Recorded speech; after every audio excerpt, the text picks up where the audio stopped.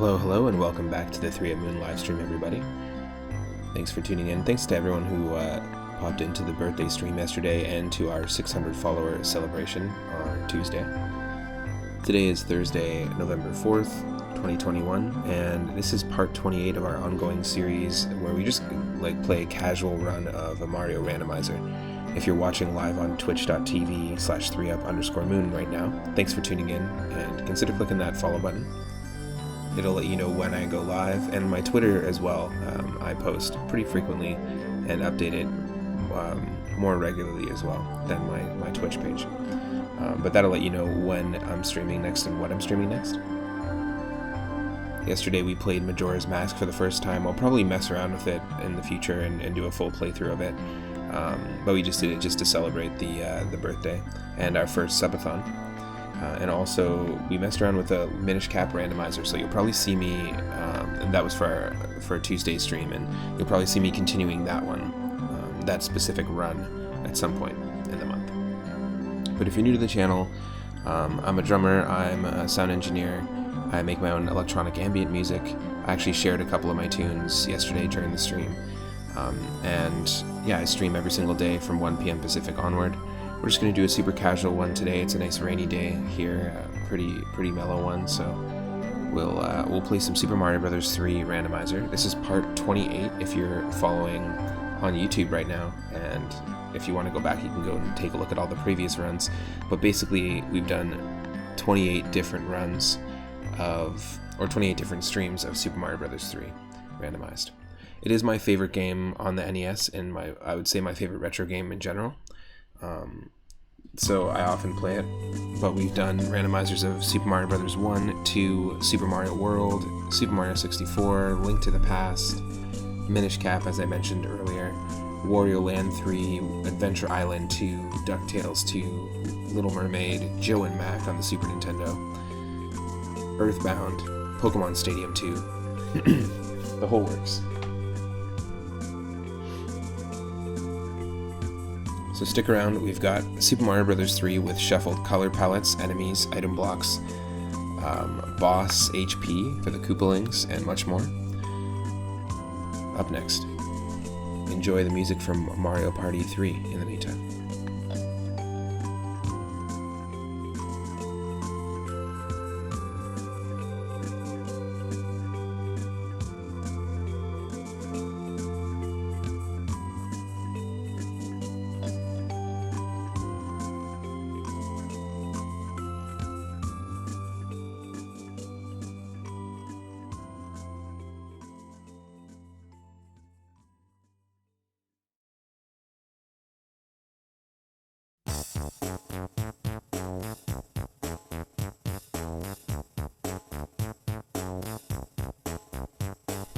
Also want to say thank you to X Yale for the follow, Unqualified Player, and Serial King 23. Thank you so much for the follows and for helping support the channel. Every follow, every subscription helps support the channel, and we just set up Ko-fi, so you can go to ko-fi.com or ko-fi.com/3up_moon and support the channel that way. They actually don't take any fees from creators, and I'm phasing out our Patreon account in favor of that. We'll be doing some exclusive content for people who buy a coffee on Ko-fi, and it basically just helps keep the channel going, just like coffee helps keep us going. But I'll be right back, and it won't be long. I'm actually going to go make a coffee right now, so stick around.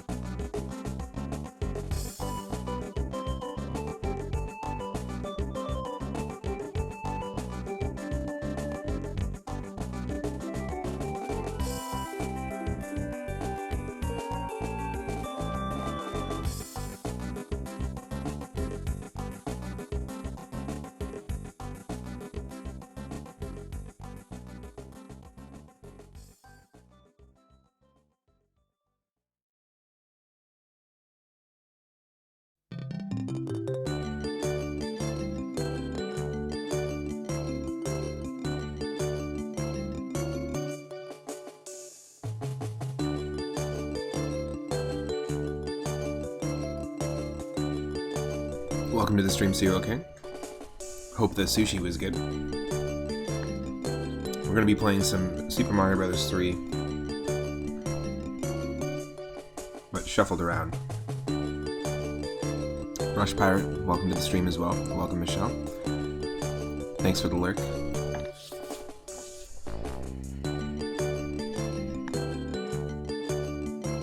Got coffeeed up. We're ready to go.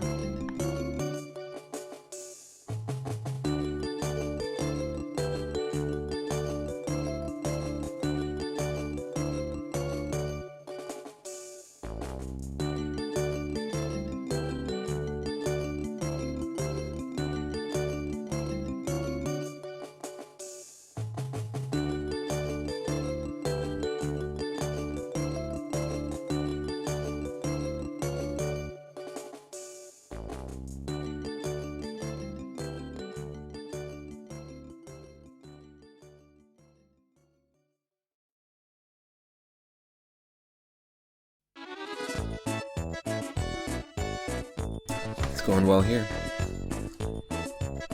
We're eating some leftover birthday donuts from yesterday's birthday stream.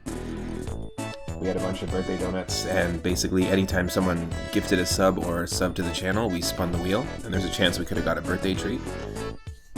It was a lot of fun, and a good substitute for cake.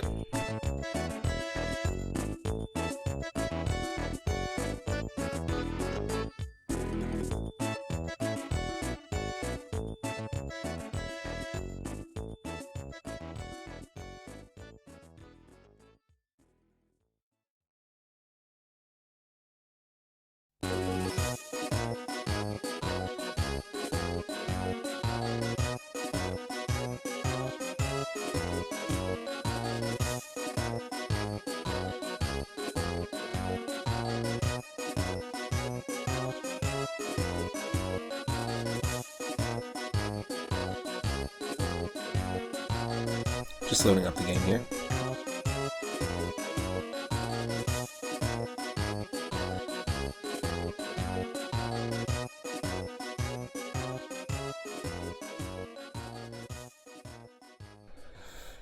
Michelle.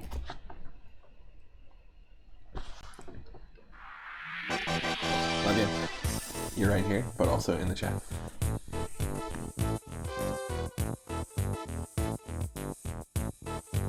We'll be doing a co-op stream soon. In fact, anytime you wanted to jump in on a Super Mario Bros. 3 co-op stream, we could totally do two-player randomizer. It is a thing that exists.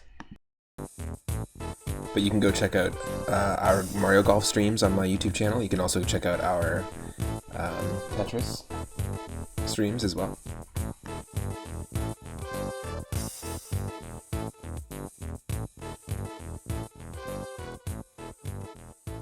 Alright, you should be able to see the game and hear the game in just a sec. I just want to make sure there's a few things here that I adjust before everything begins.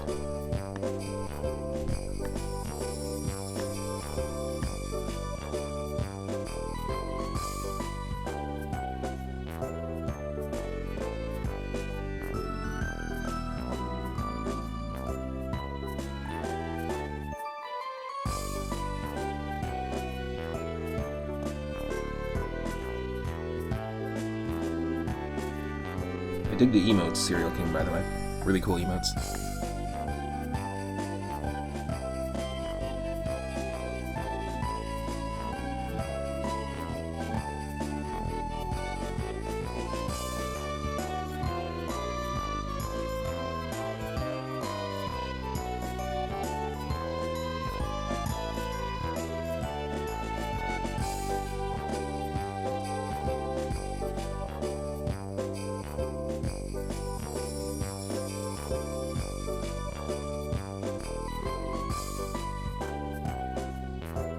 Hello everyone.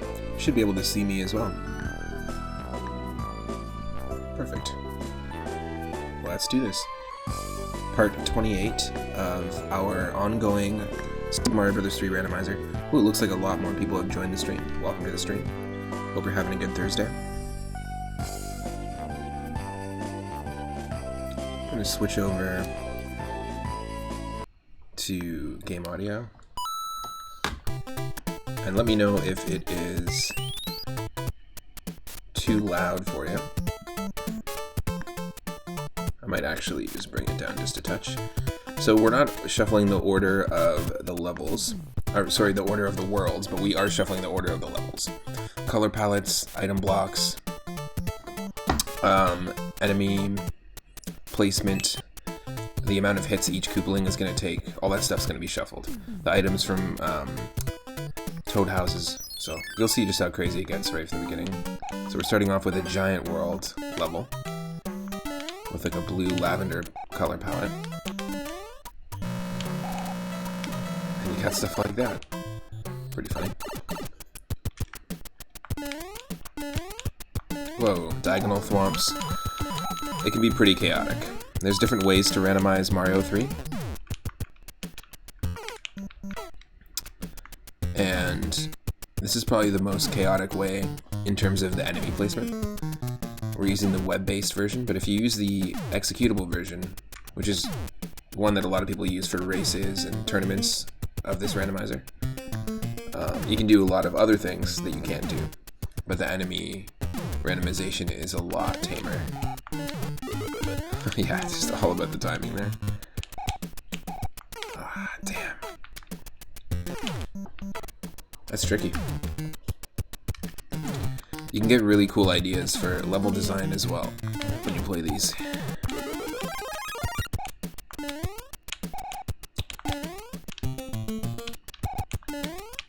If you're new to the channel, this is easily my favorite game of all time, Mario 3.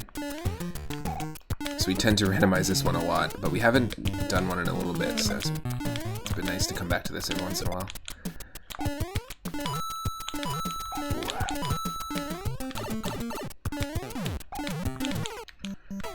Sometimes you gotta use the iframes, and sometimes a Podobo just spawns out of nowhere.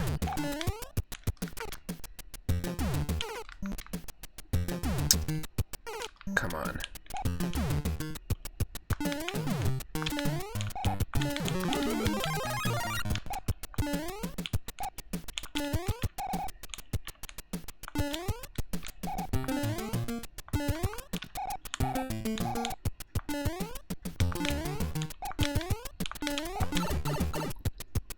Damn.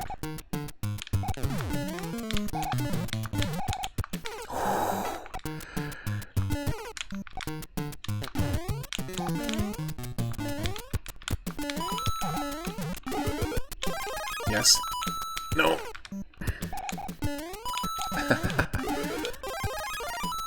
Guess who has 100,000 moonstones? Ooh, Itarama. We don't have 100,000 moonstone reward. We're gonna have to come up with something. We'll have to come up with something for sure.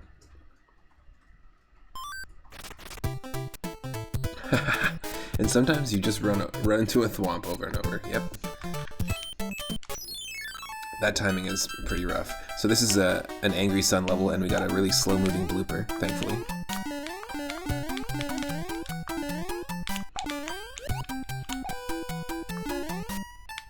Highly recommend checking out the Super Mario Bros. 3 Randomizer, whichever version, whether you use the in-browser version or the web-based one. And you can go to the big list of game randomizers online, and there's a whole list of games that you can randomize like this.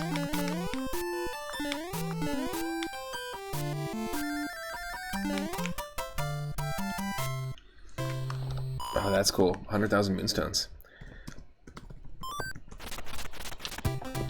What do you do with 100,000 moonstones? Spin the wheel 100 times. Nice. Itarama's recently been rocking some Dark Souls. So Dark Souls and Demon Souls, are they developed by the same people? And are they connected in some way? Of course I screwed up and didn't save. And yeah, we clipped through that fish, but only because of the specific type of fish that cheap fish. Whatever it was. There's 3 types of cheap in this game, and that was one that when it's stationary, you actually can walk right through it, but when it's leaping in the air, it'll do damage too.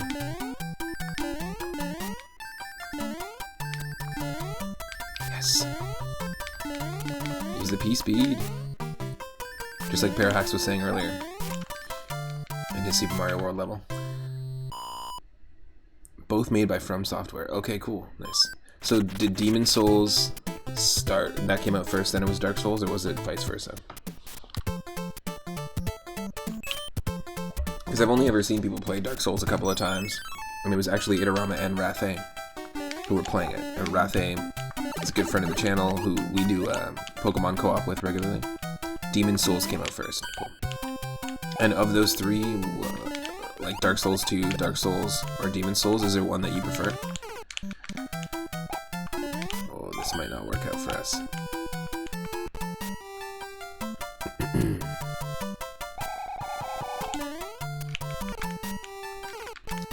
I'm gonna have to do this crazy run. Yes! Normally there are parabeetles that we can ride that are moving from right to left here.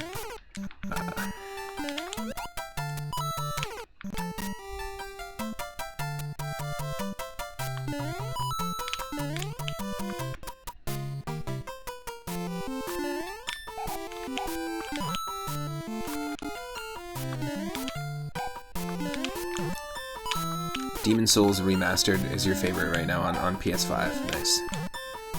And Itarama is saying, I've only played Dark Souls 1, Dark Souls 3, and Sekiro. But Dark Souls 1 is your favorite of those three. Sekiro. Interesting. See, I've watched people play it, and is it one of those games that everyone's playing experience can be completely different, or is it pretty linear? Is it more like... It's like open world, right? Or is it more linear? Because like I've only watched people play it, but I've only ever caught them like facing an enemy, or like in the middle of a battle. So I really don't have any grasp of the story at all. But people rave about those games for sure. There's a parabeetle when we don't need it. In fact, bye-bye. Yes, look at this. And we get our first 3-up moment of the stream. If you have a 3-up emote, drop it in the chat.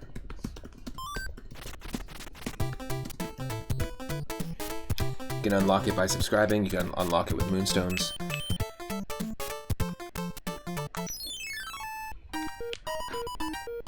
And whenever you get those 3 flower cards in a row, you always get 3-up.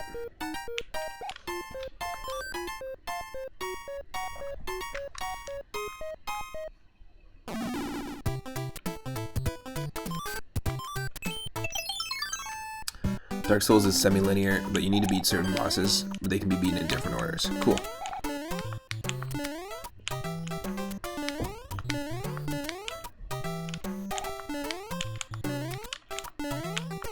Whoa. Great.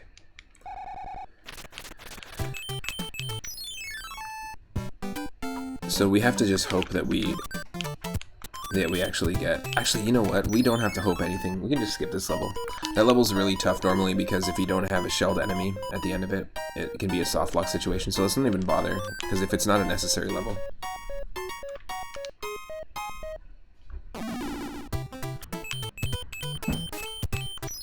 Just go straight to the castle. Now, I haven't shuffled the castles, but we've randomized the stuff within them. But for some reason, using the web-based randomizer, if you shuffle the order of the castles in each world, it will create a glitch, and then you can't progress. Oh, come on. Come on. That was pretty funny.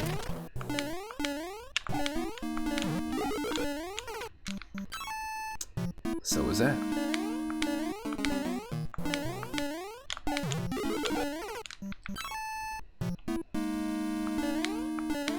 Okay, that last time wasn't really that funny.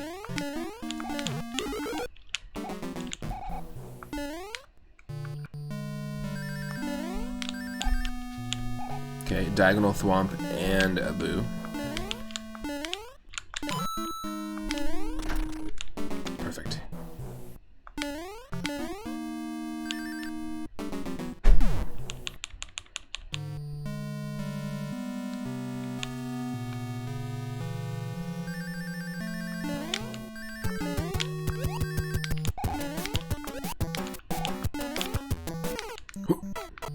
A lot of the Souls games... Oh, what? I didn't expect that. In a lot of the Souls games, the lore is connected, and every item you pick up has lore, even a potion. Nice. What do you do? Oh, I wrote 2 books. 2,000-page books about the lore of 2 different individual potions from the Dark Souls games. Wait, what?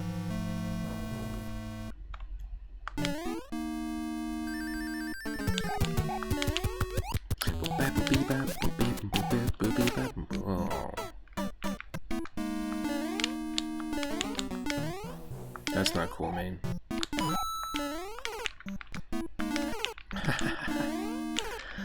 Okay, that's just awful. Up.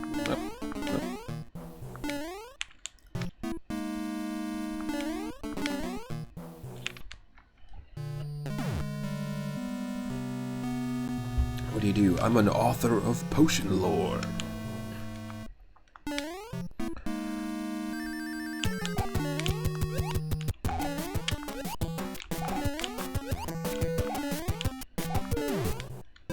Nice. First boom boom down.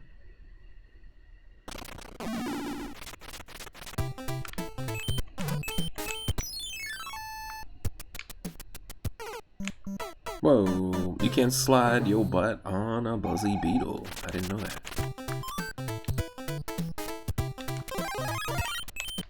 Oh, I like the green Hammer Brother suit, the green and black suit. Very cool.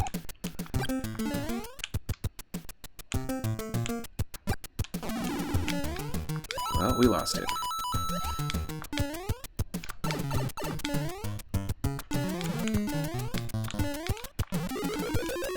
I always go for coin heaven. You know, if you're trying to beat a personal best speedrun, or if you're doing a race of Super Mario Bros. 3 Randomizer, I would say don't take this route, but ever since I was a kid I always went for coin heaven.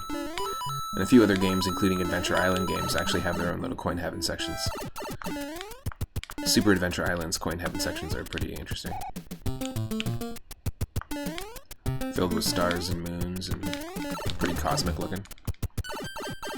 In fact, if there's anybody that wants to attempt a Super Mario World race, randomizer race, or a Super Mario Bros. 3 randomizer race on stream, I'm looking for other streamers that would be interested in collabing.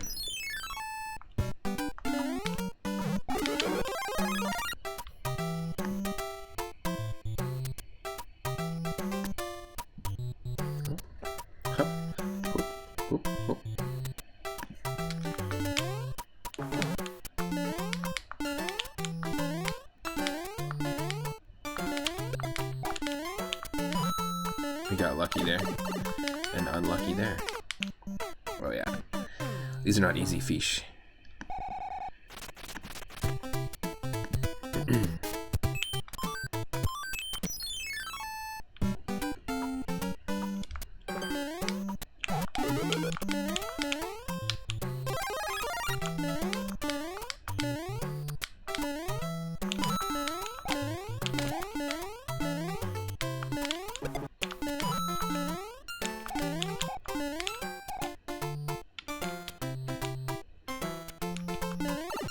Oh, come on, we could have got through there somehow. Ugh. Wow. Really bad save state etiquette today.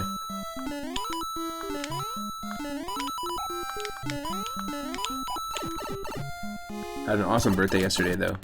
An awesome breakfast and a really nice ramen dinner with my partner, and then the stream went really well. Thanks again to everyone that dropped in and to say happy birthday and just to hang out. I will definitely be playing more of Majora's Mask for sure.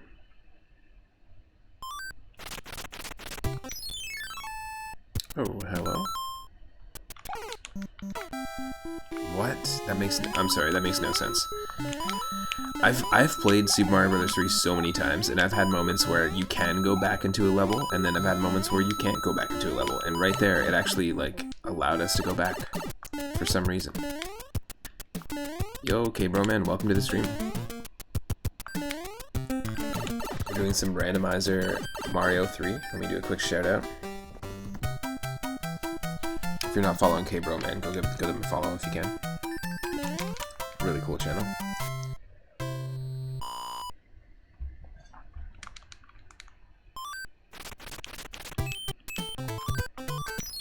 Okay, let's save it. There we go. Back to Fishland. Fishland.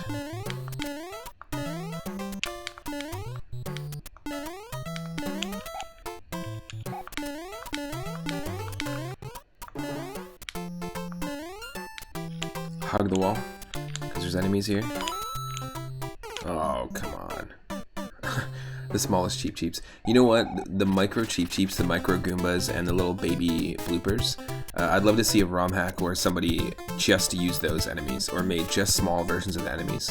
Because I think it'd actually be really tough to aim on their hitboxes, and it'd be cool to see like micro Koopas, but keep Mario the same size. Could be an interesting thing to mess around with. If you want to make your own Mario 3 hack, like I don't have a PC, but eventually the goal would be to get a PC to upgrade our gear. That's why we have the Ko-fi account to help us get there.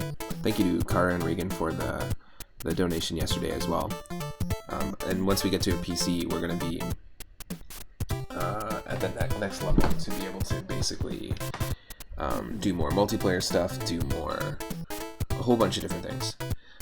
But also potentially even make my own hack, because there are tools like Super Mario Bros. 3 Foundry and other utilities that let you mess around with stuff like that. I think it would be really cool to just replace the enemies with tiny enemies. Maybe even just like in Super Mario World ROM hacks. It's quite common to use smaller coin sprites, so they actually look a little more like what a coin would look like to Mario, like in relative size. And I think that's pretty cool too. That could be an interesting thing to throw in. Yeah, exactly. Micro Koopas. Micro Pokies. That could be pretty fun. I mean, they sort of already exist. Whatever the Koopa equivalent is in Super Mario Land on the Game Boy. Except when you jump on them, their shells turn into bombs and you can't kick them forward. They don't act like shells. They just blow up wherever you jump on them. Which is still an interesting bit of tech, but well, nothing there.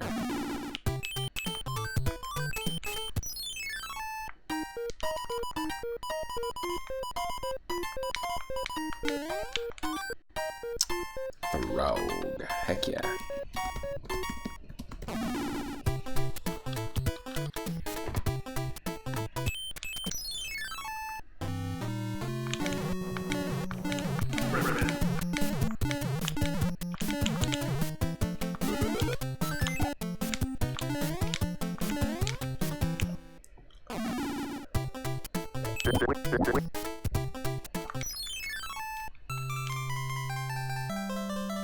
Gotta save this strawberry puppy. Are you sure that's the king, or is he just wearing the crown?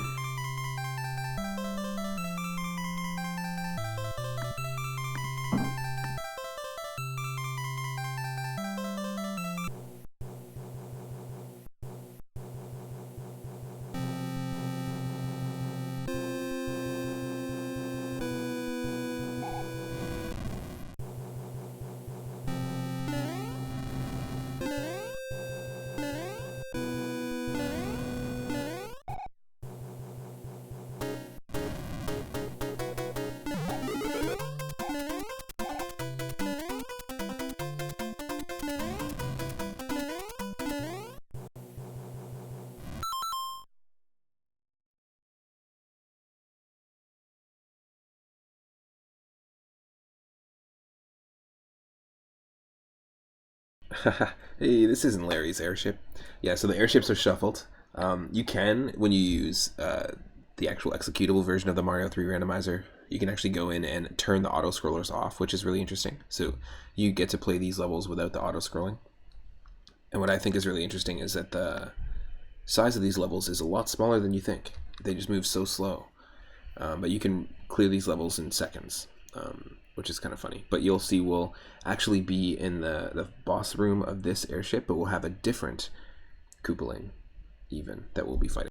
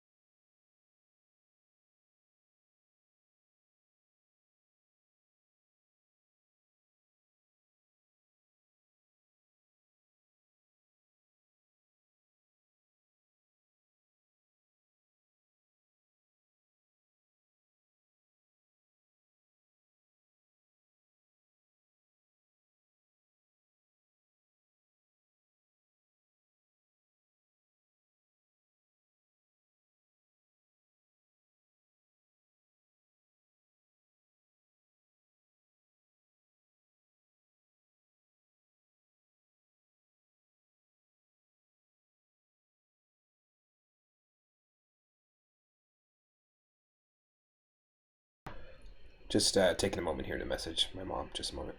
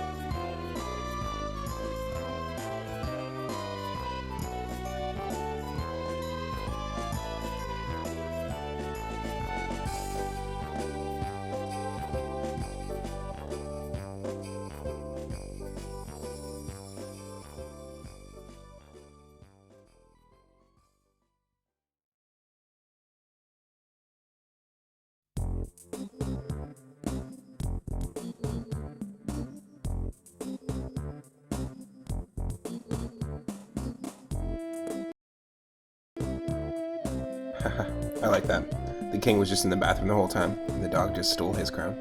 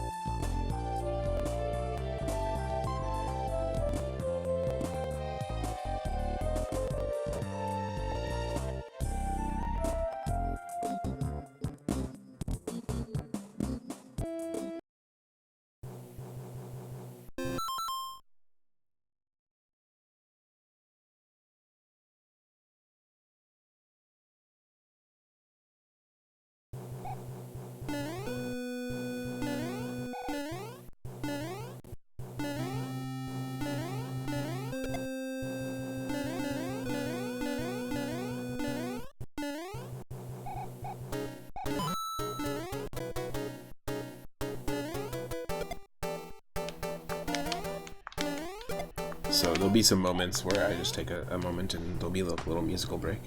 But thank you for bearing with me.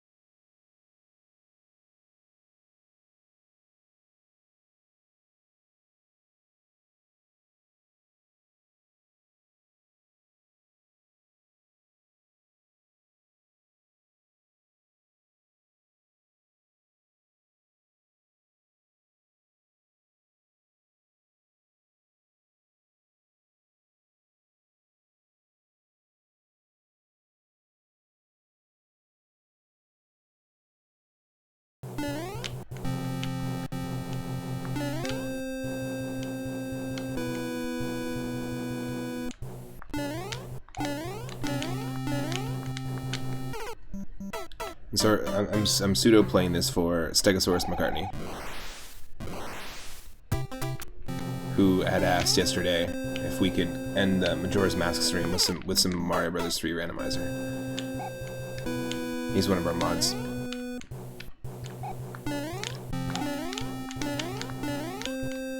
So hopefully he'll see the VOD. If you want to check out any of the previous runs, which are all drastically different, or even some Super Mario Bros. 3 ROM hacks that we played, like Mario Adventure, Super Mario Bros. 3 Mix, Super Mario Bros. 3 Rainbow Realms 1 and 2, all fantastic ROM hacks. They're all up on my YouTube channel. You can check it out there.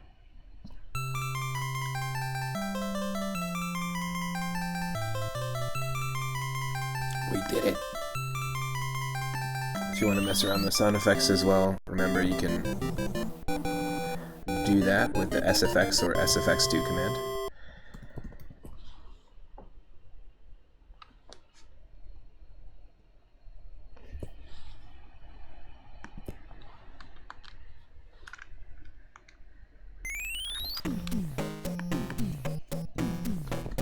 That's what I meant to do. Alright. World 2.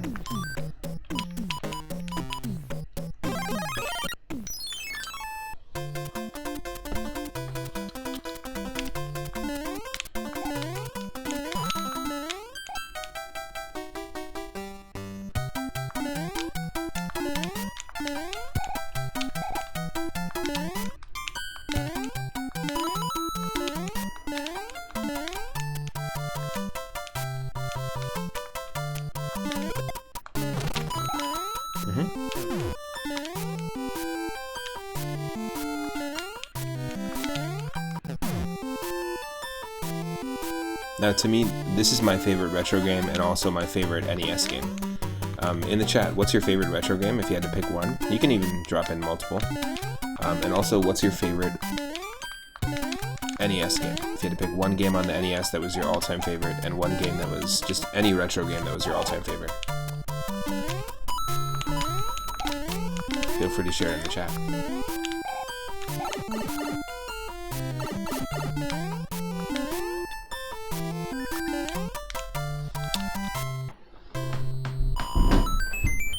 So we missed that 5 up, but it doesn't really matter because we got that 3 up earlier, which is nice.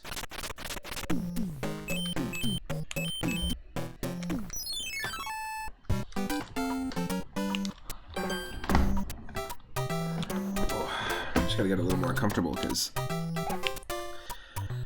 kind of pulled my back earlier, which is not good. And you know, I don't even use I don't use like a gaming chair or office chair. I just have like a really fancy upholstered chair. And it's sometimes comfortable, sometimes not.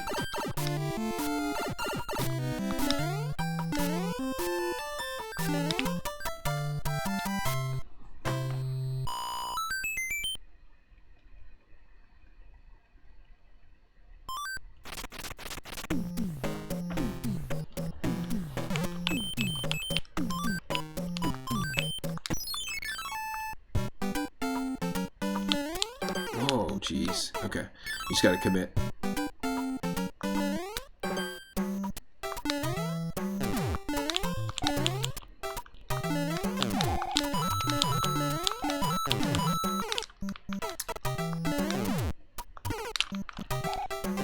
That's not cool, man. Ooh, I love the orange Koopas, though. The orange shell Koopas.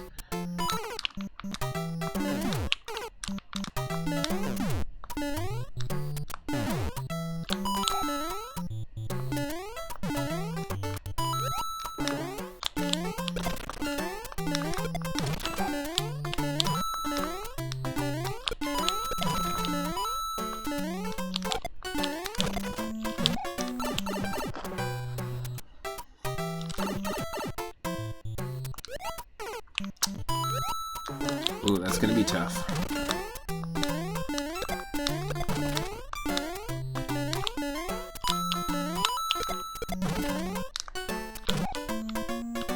This is gonna be tough right here. Just because of the placement of that chain shot. Wow.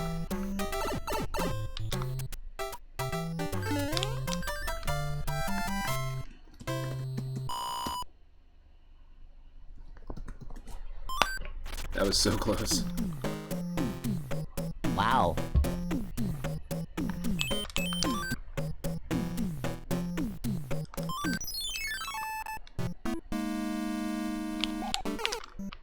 It hung on by the skin of its teeth.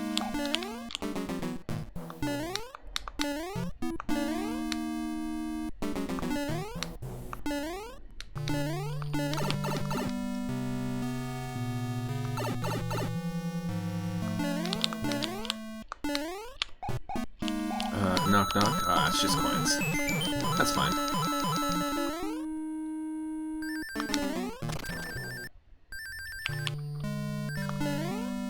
Nope. That was dumb of me. We'll do this from the top again.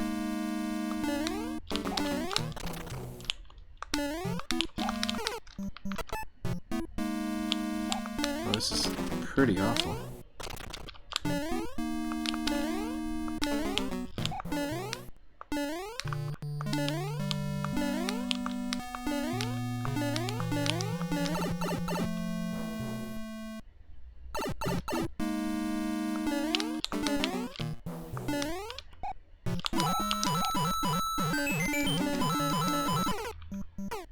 No.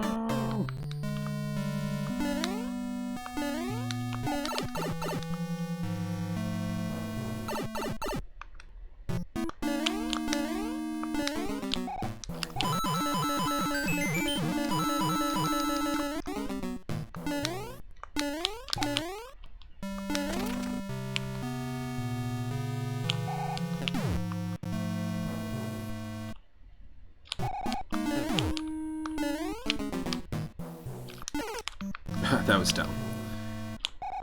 Okay, take the upper path.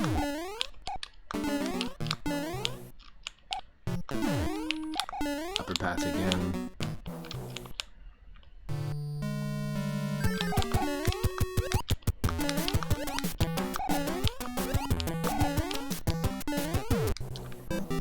Got him. Wow. Wow.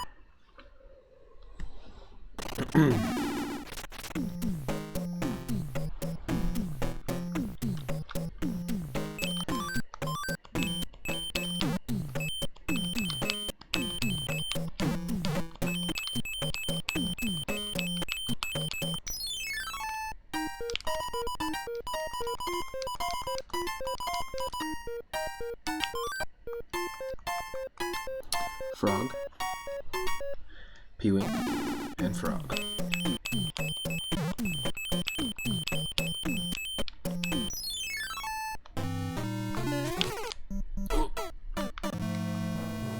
Come on. I do this all the time. It's really bad save state moves.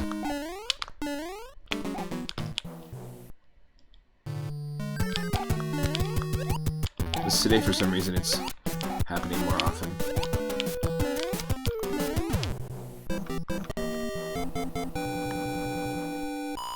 Just want to say another big thanks to those that gifted subs and subbed yesterday for the subathon. Abby Jams, Usagi Yokai, Numagai, Henny Blank, Surfins, Shwazam, Grandmaster Farmer, Benny Souls. Really appreciate it.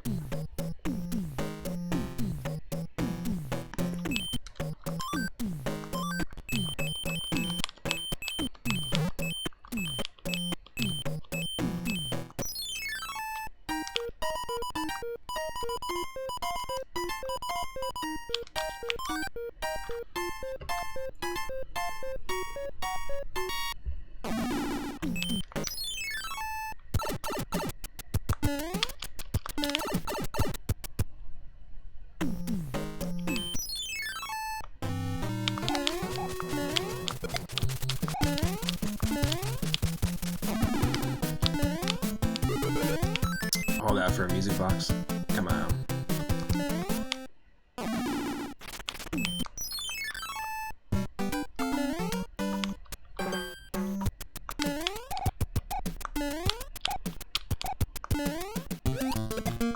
I said, I'd be really interested in racing somebody in the randomizer specifically, like somebody that knows Mario 3 quite well. That'd be down. Another streamer. I think it could be really fun.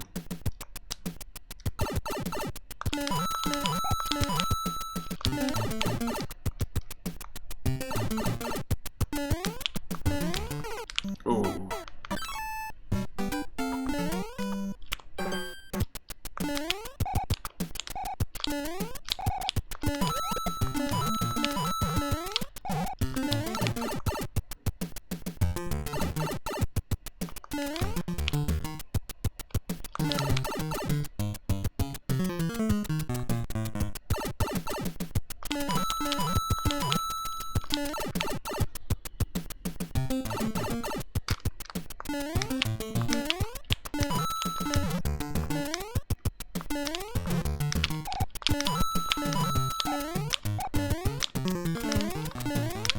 A little bit of enemy glitching.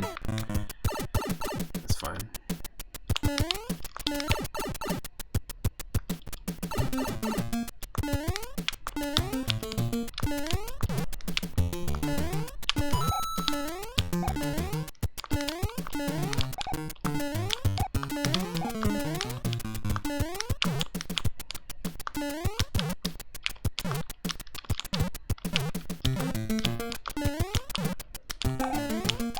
There we go. Now this can be interesting.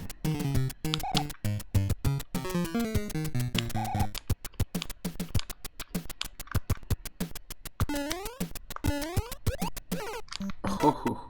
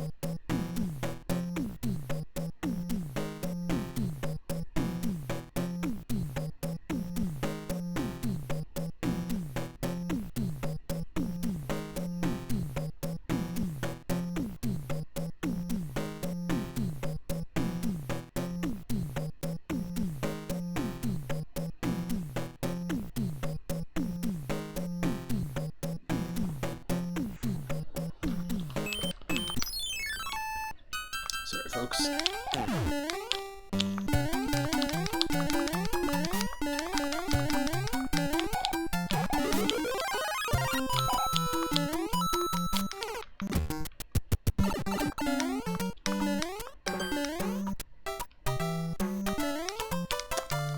Did it again. We did it again.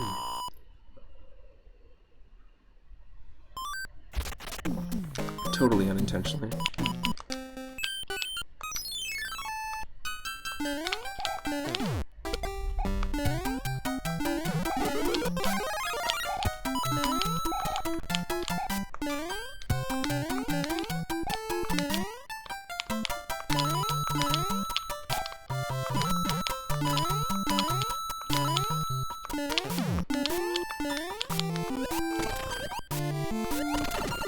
Damn.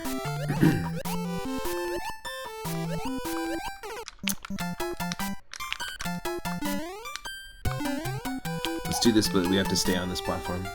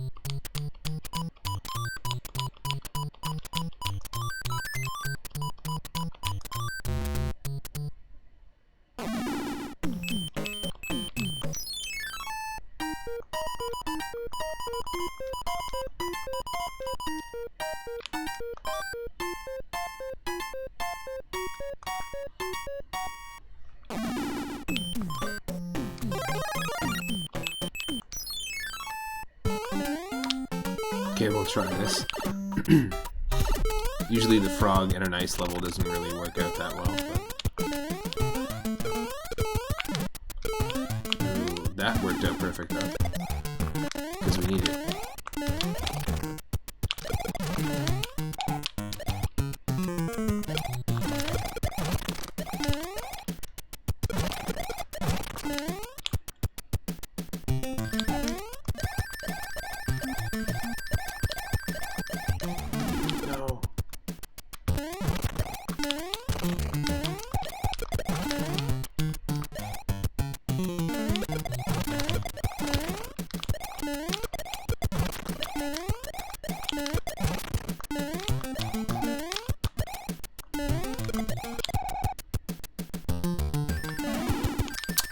Come on.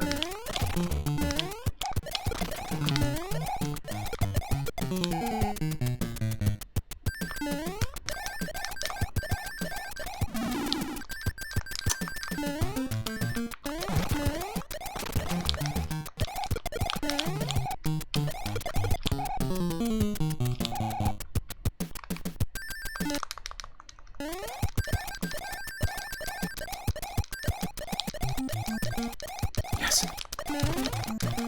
That's all we need. Yes. Perfect.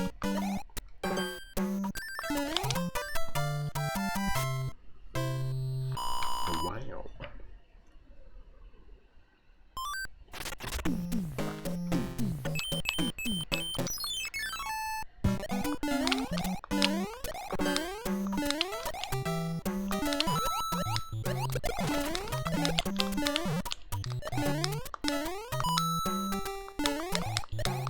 Jump through the waterfall of peach iced tea.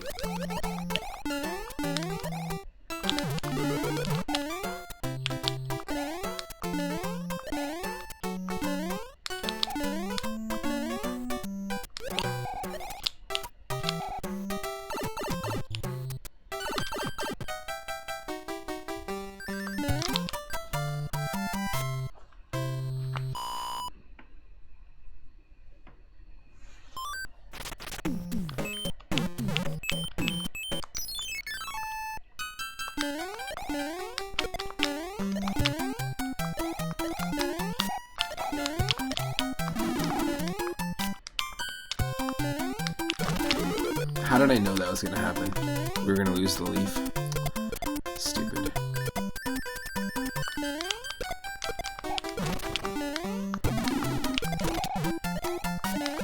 Got it back?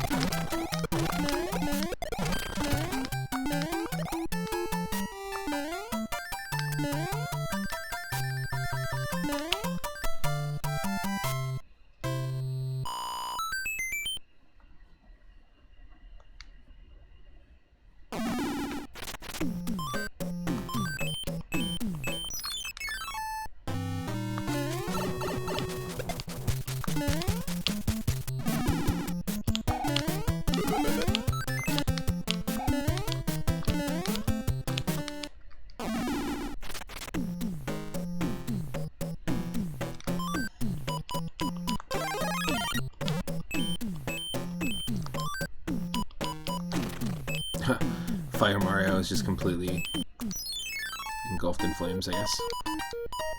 Basically just red.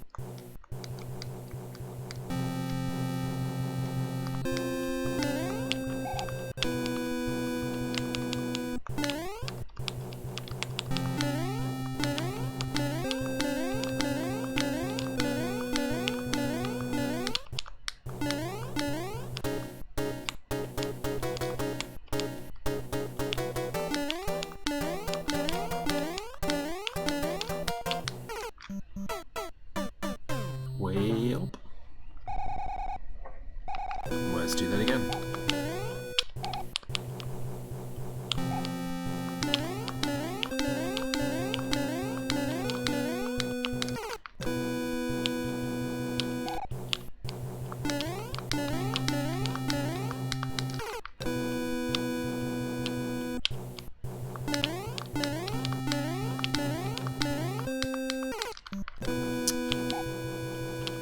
This is rough.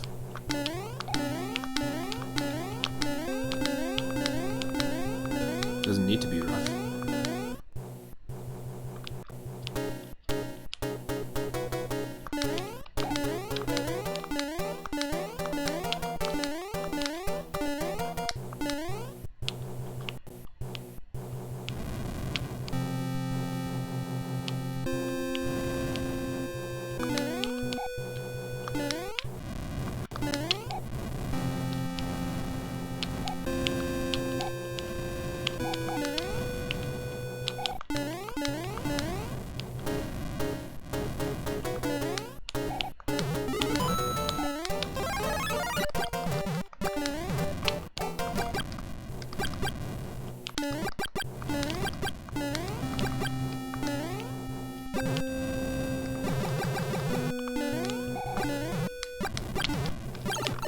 Let's go.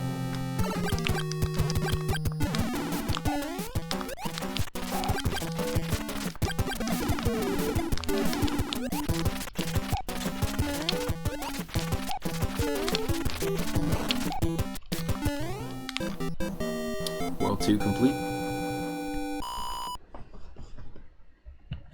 World 2 complete at 2:22 p.m. Whoa. Numbers. Whoa.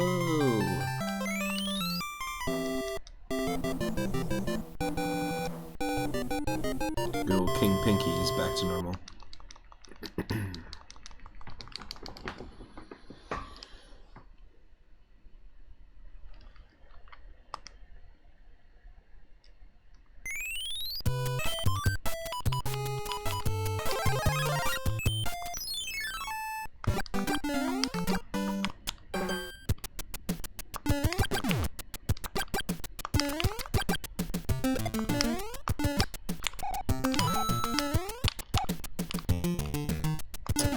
No shelled enemies, so we're screwed.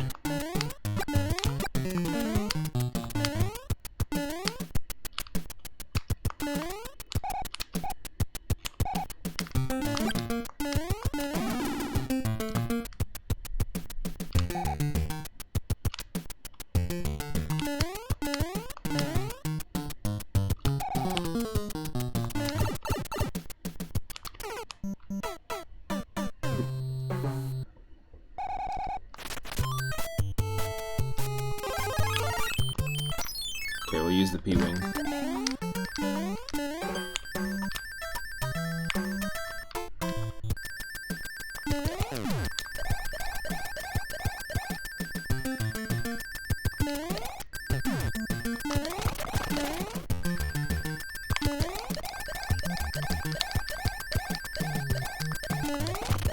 Because if you don't have a shelled enemy or a raccoon tail here, you're screwed.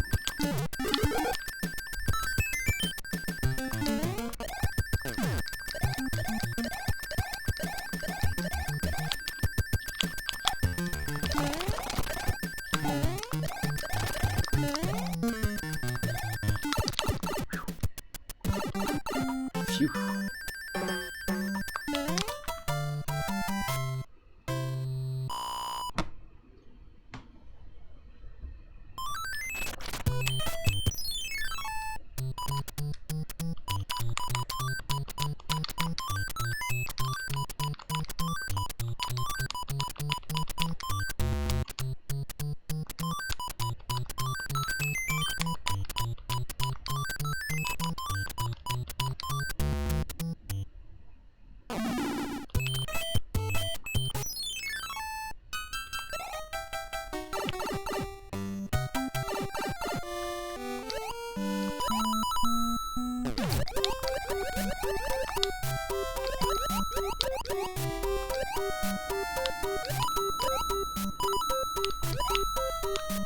This is the only official auto-scroller water level. Or Watto-scroller, as I like to call it.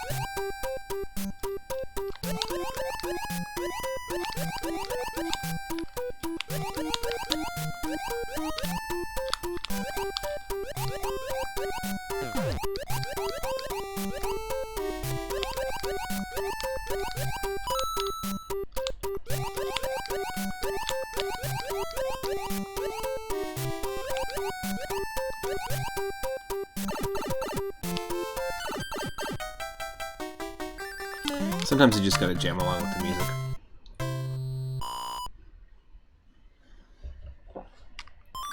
If you don't got an instrument but you got a swimming Mario, then use that as your instrument.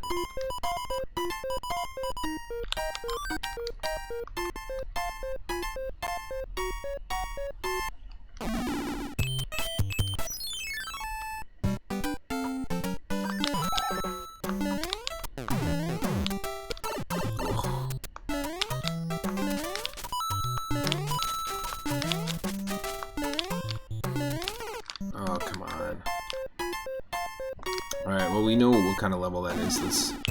Let's actually utilize the peeling.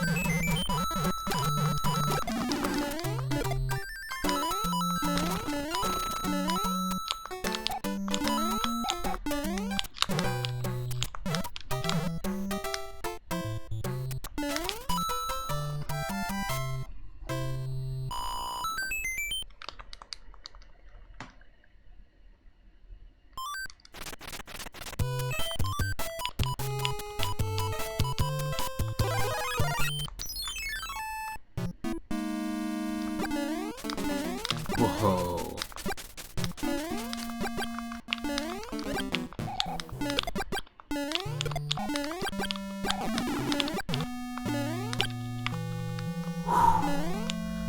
That was so wild.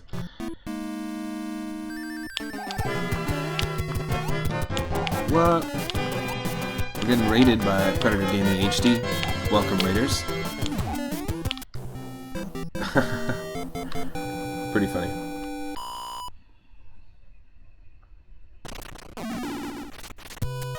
That's awesome. Welcome, Predator Gaming HD. Hope you had an awesome stream. Let me do a quick shout out. What were you streaming today? Today we're doing just a casual, sort of rainy day, laid back Super Mario Bros. 3 randomizer, where we shuffle a whole bunch of levels and items and all sorts of elements of Super Mario Bros. 3. We're in World 3 right now. And basically, you'll see just as we go along how random it can get. I just chose a random seed, and if you want to try and play along with me, you can check out the big list of game randomizers. There's a ton of games you can randomize there. I'm using the web-based Super Mario Bros. 3 randomizer. Welcome ECW Gamer as well. But I do a ton of random, like randomizer games and retro games. I stream every day from 1 p.m. Pacific onward. You can catch all of my streams after the fact on YouTube. And this is part 28 of an ongoing series where we just try all sorts of different seeds of Mario 3 randomized. But some other games you can see me play randomized are Pokemon Stadium 2, Link to the Past, Minish Cap, Earthbound, Super Mario World, Super Mario 64. I've tried Adventure Island 2. I've tried DuckTales on NES randomized. I've tried Joe and Mac on Super Nintendo randomized, and so forth. A whole bunch of different ones. And you can check all that stuff out on YouTube. Yeah, thanks for sharing your community over here, and hope you're all doing well, all having a good Thursday. Yesterday was my birthday, and we did a subathon, which was super fun, and I played Majora's Mask for the very first time. Like a blind first playthrough of it. I didn't play through the whole game. We spent like about, I'd say like 5 or 6 hours or so in the stream, and it took us that long to like get to the point where we could finally go to the dungeons. Thank you so much for the follow, ECW Gamer. Appreciate that. I also post on Twitter daily what I'm going to stream next, basically. So, alright, so this is the kind of nonsense that we're up for. So there's all randomized enemies, but if I'm not happy with the enemies, which I kind of am because I really love those orange Koopas, but if I'm not happy with the specific role of enemies, because this is in the vanilla game, normally you can swap between big and small enemies. This is actually a giant land level. And stuff like that can happen as well. But yeah, normally in this level you can swap between like giant Koopas and giant Goombas through those doors. So it's kind of funny to see in the randomizer, it just gives you 2 options of different enemy pools, basically. I think I'd rather have this one, to be honest, even though this section is a little bit tough. I think overall that's the enemy pool that I want, rather than fish and fire chomps. Definitely not. Yo, Parahax, what's up? Loving the emote. I think we just... Is that Roy or Morton? I can't tell the difference, but I think we just beat that Koopaling in the last world. Yeah, this is a better pool of enemies for sure.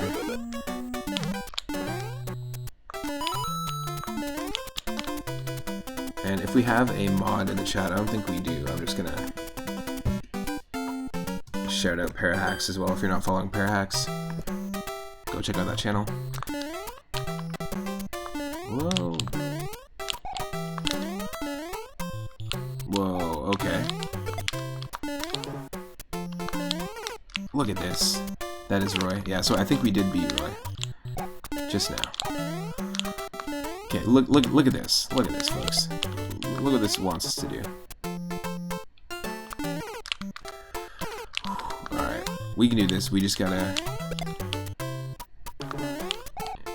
make sure the Goomba doesn't spawn. Yeah, exactly. Exactly.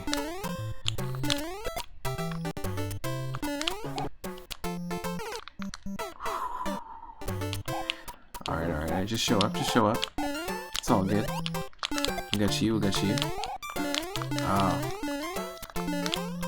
Nope. There's that micro Goomba.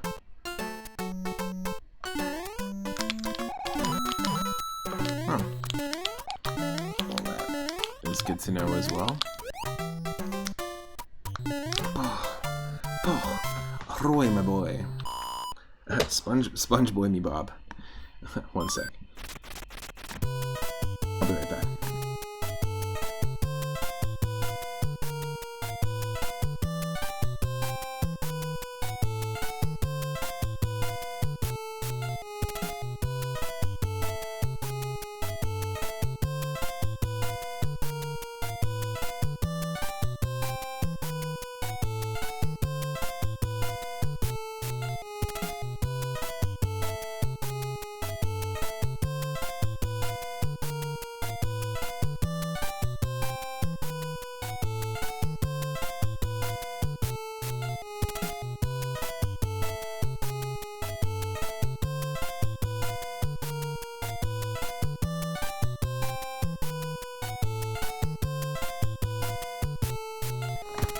Oh, that's really cool.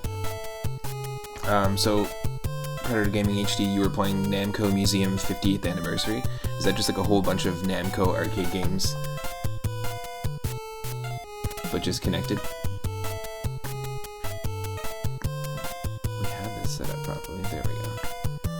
Sorry, folks. That's better. Thank you for the hydrate, Michelle.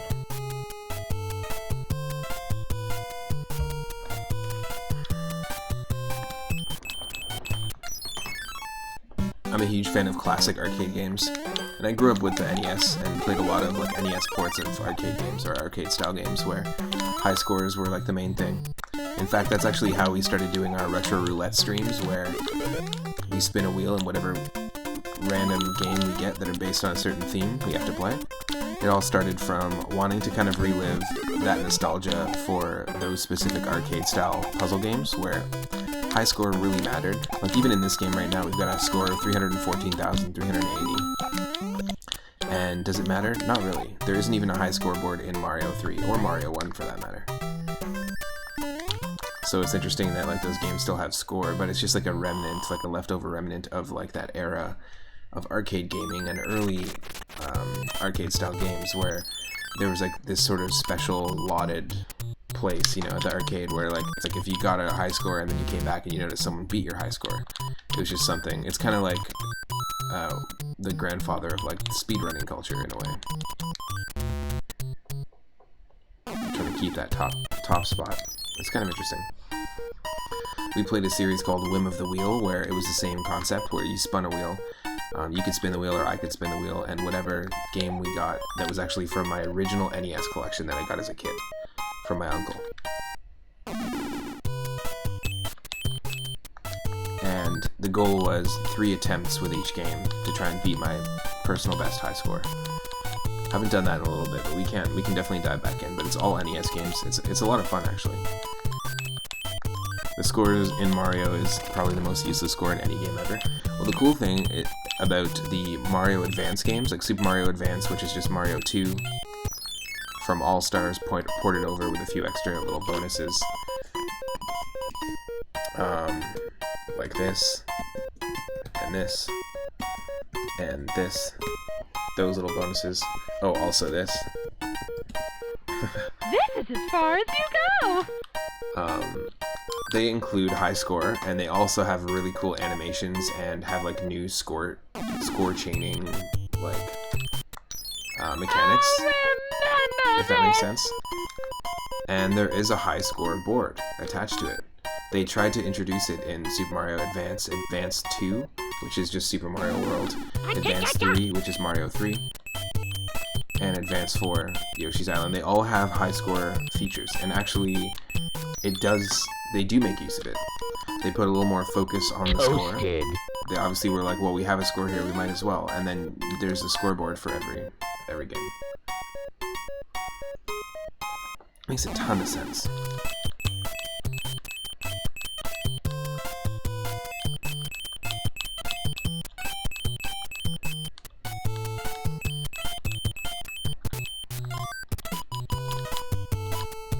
We got a couple of Tanuki suits, but I'm gonna go with the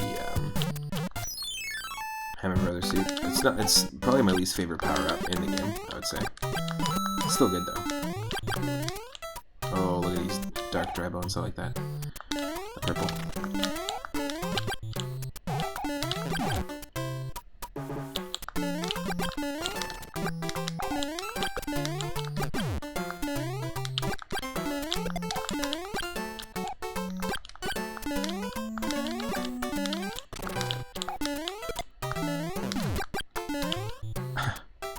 Alright, that works for me. Very underutilized level. I think it was cool aesthetically, and the things that we were facing, you know, like these dark dry bones and bombs just about to explode. Cool concept. Not fleshed out enough.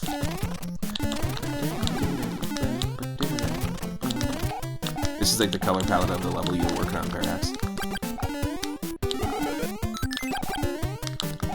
Cotton candy. It was really cool though. I really like the idea of some of the maneuvers you were doing in the level you were working on earlier were really cool, and kind of like the idea of spin jumping on boomerangs shot by Boomerang Bros, which aren't even in the original Super Mario World to begin with, and then also to be able to wall jump There's some really cool combos of those two things going on.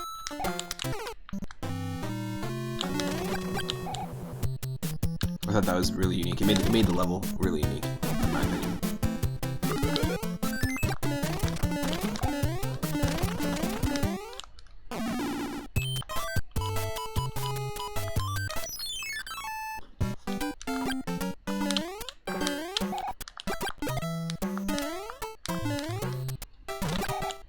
Okay. Great. I was gonna use my tail, but it just wasn't quick enough. That's fine.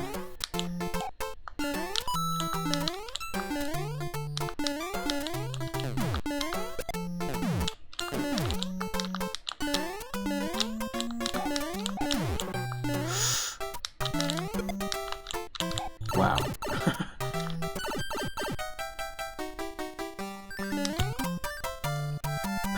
Wow.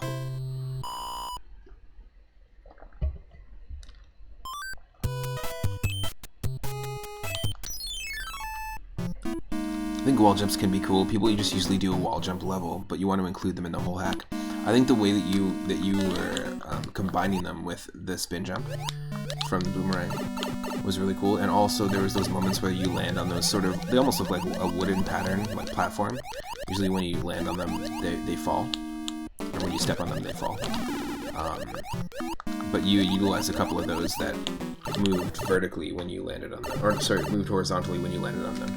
And there's a couple of moments there that also added to the forward momentum, which I thought was really interesting. So the combination of those three things was really, really cool. Like if you go spin, so you jump off the wall and then spin jump onto a boomerang, and then jump off a wall again, and then onto a platform, which gives you a little bit more forward momentum, and then spin jump onto a boomerang again. Like you can do all sorts of cool combinations of those three things. I think that's pretty rad. Yeah, the line, that's it. The line-guided platforms without lines. I just always saw them as, they're kind of like this texture of the platform we're on right now. Unfortunately, we're in the sewers, it looks like. This water does not look clean.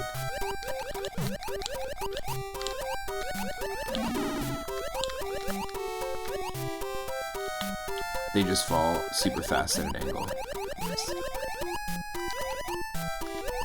Yeah, I thought that those three things specifically were a really good combination of like mechanics to be working hand in hand together. Oop. And I always really like the Boomerang Brothers being implemented into Super Mario World ROM hacks, because they weren't in the original game, but it is really cool.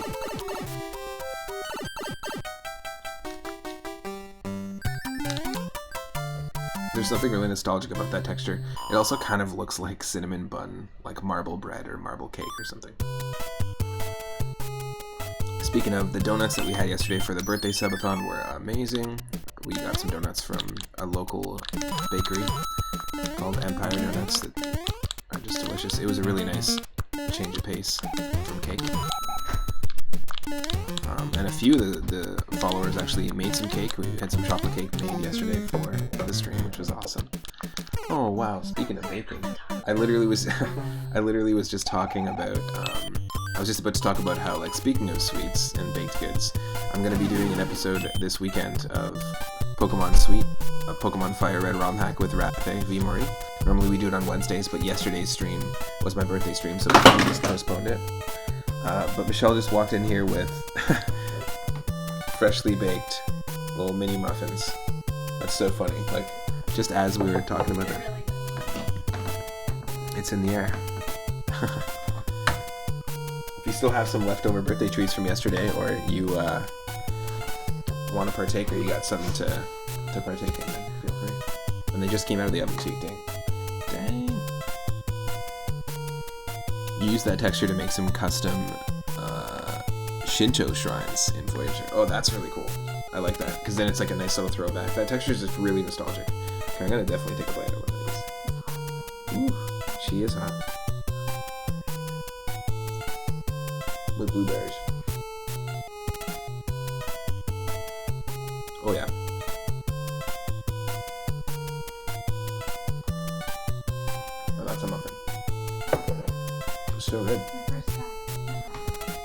First try ever doing muffins. Crazy. Super impressed by my partner every day. The things that you do. You constantly, like, attempt to do new things you've never done before, but you take the time and intention to put into learning how to do it, and then you pull it off every time. It's like you're cursed. It's like a curse. I'm only gonna make a few more batches of muffins in the next couple of weeks and just try to perfect the recipe. Cool, nice. Just to try different flavors, or just to get the right consistency, the right, like... It's kind of like I did with brownies and cookies over the last 2 years. Like I'll make them like 4 or 5 times in quick succession, so that I get the recipe just right. Yeah. And Then you can experiment with different types of... But then I know the recipe works. Nice. Totally, that makes sense. Well, but everything you do though, like when you do that with painting, when you do that with ant building, The thing is with baking You're is intentional. chemistry, and once you put it in the oven, it's like what happens happens. So it really depends on what goes in and what comes out. yeah, it's like all science. Whereas with painting, it's just an iterative process. Excellent. So good. Really good. I just made a very small batch.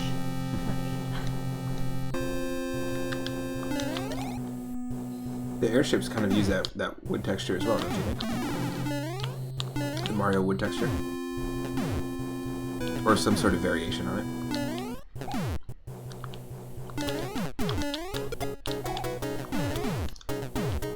Parahax, have you ever made a airship themed level? Of course it wouldn't be auto-scroller. But have you ever made an airship themed level? As like a throwback to the Mario 3 airships.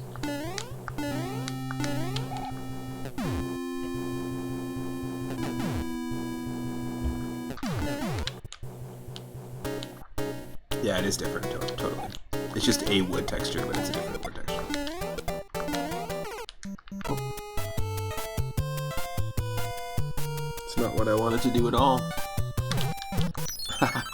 We went back a while. Nice. Only in Mario Maker. Nice. Me too. I made a really cool one called Blue Airship that I really, really like. If anyone wants to try out my Mario Maker levels, I do have a plan to do some more streaming from the Switch in the future. But not, probably not Mario Maker 2, but if you want to check out my levels, I have a bunch of levels that are themed where you have to collect 10 50 coins and 10 red coins in each level. So they're pretty lengthy levels. They're not super difficult ones, but you've got different varying difficulties. But the one that I made called Blue Airship, I really like. I also made a Super Mario Bros. 1 airship level. That's Red Airship. I know. What an original concept for a name.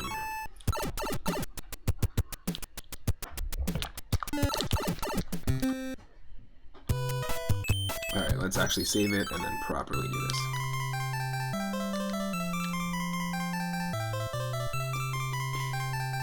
Thanks again to Predator Gaming HD for the raid, I really appreciate it.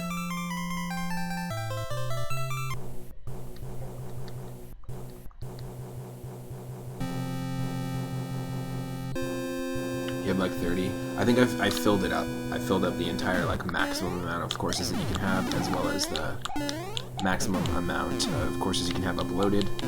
But I'm not the kind of person that likes to kill my darlings, so I keep them there. So, exactly.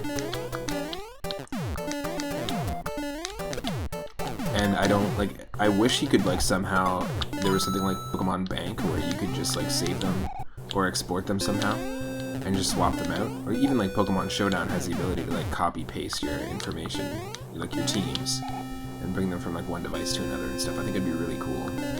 Just have, like, a simple ability like that. Would be really nice to clear it up, and then I would absolutely make more levels consistently. But once you hit that ceiling, it's like, well, I don't really want to delete this level that I made, and then I just never end up making new ones. Well, that's, you know, Lunar Magic is a great tool for that. I've said it before. Once I eventually get a PC, like a proper, more streaming focused PC as opposed to just the MacBook, and of course we did that again. I'm such a doof. Once I get that, I'm going to be messing around with Super Mario Bros. 3 Foundry, which is basically kind of like Lunar Magic, but for Mario 3. And I've seen a bunch of people, including Dr. Trash Panda, and a few other streamers that are followers, mess around with that. It's actually pretty cool.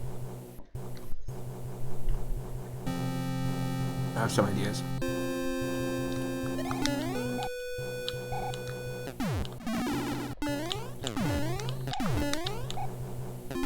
He made a Mario level, the Mario Maker level, that was 4 50-50 randomizers in a row. It was literally just a random 12.5% chance of passing.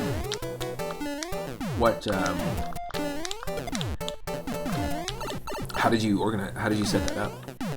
I can't even envision how that would be set up. Like, how would you make it so that it randomly was beatable?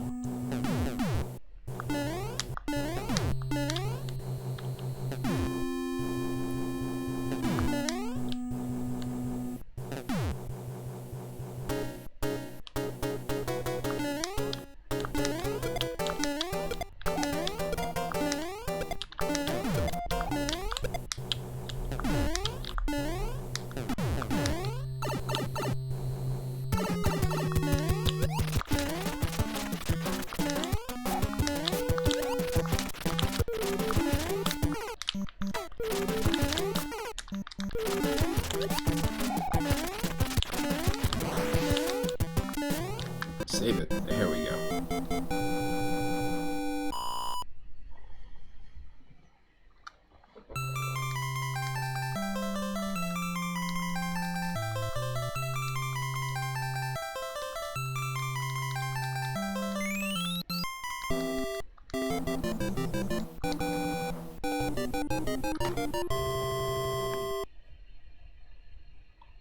So a clown car goes in a random direction when it's hit. So you can set up a machine where it gets hit and is forced either left or right, and it activates a bomb which hits a block. So you just had a muncher in one block, nothing in the other, and 4 in a row. Okay. Ah, interesting. So it was just like a random chance that they went in a different direction. Wow. Those are good. Oh, interesting.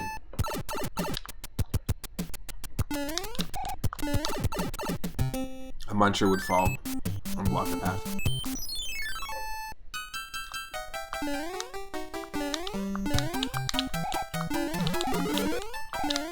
Oh.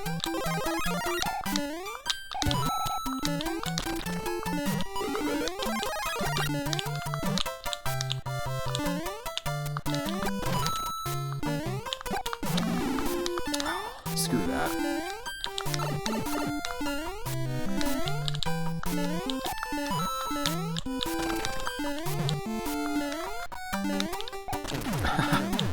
Come on.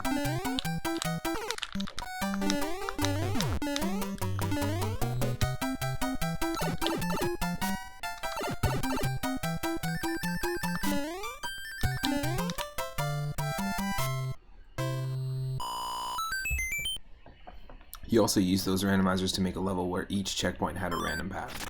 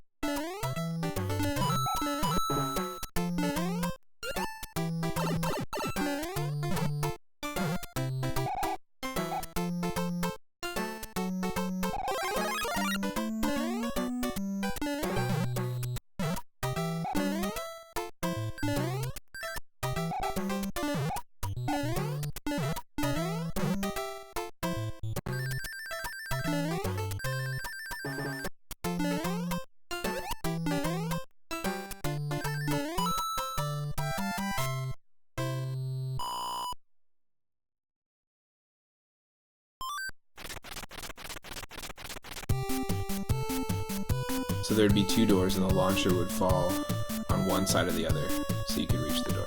Oh, that sucks.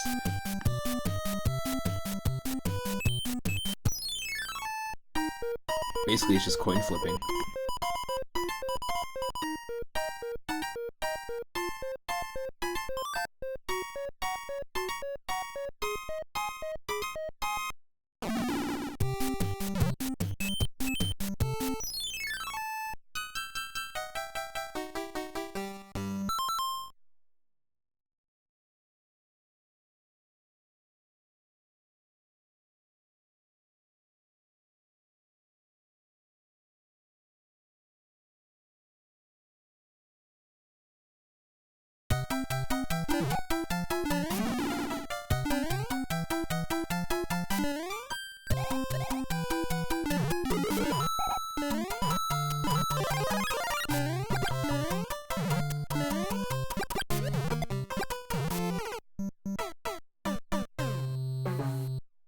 Okay, this is just a funny series of enemies.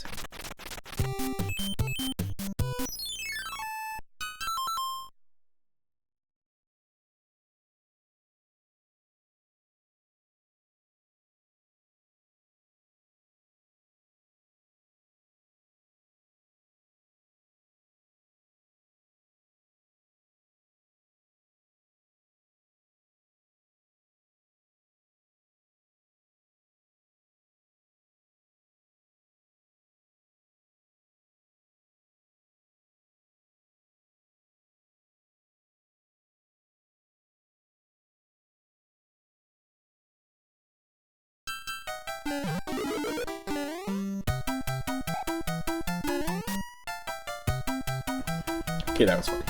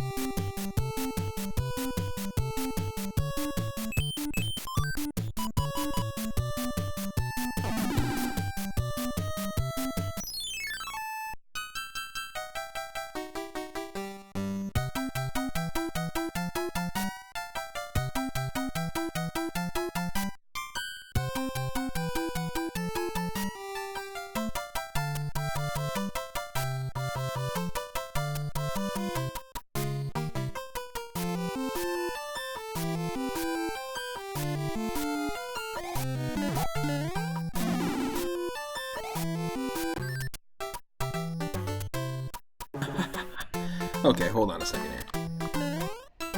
That was dumb. We wasted a Tanuki suit, purple Tanuki.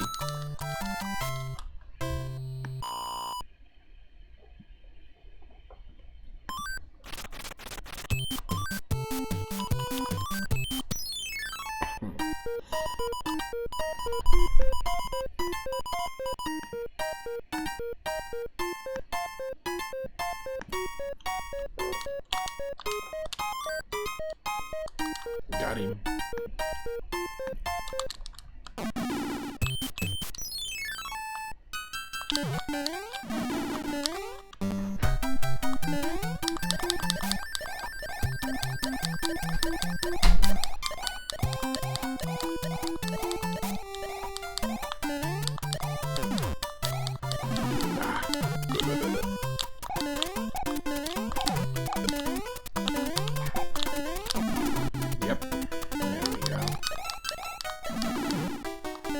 That sucks. Fish is waiting for us. Just go. Just go.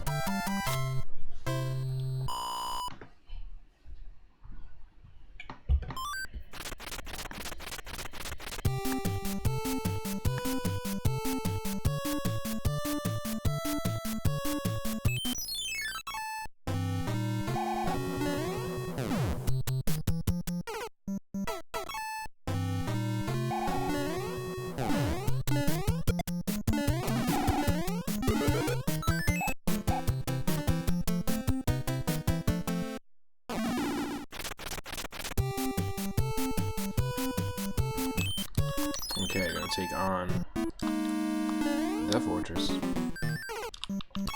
I said the fortress. Stop reloading. Stop all reloading.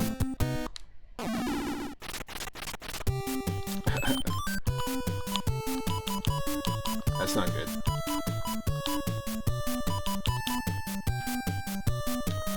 That doesn't even make any sense because smell is so tied into taste.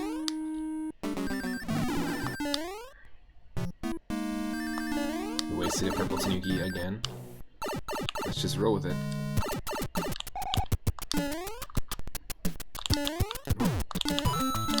Oh, groundling boo.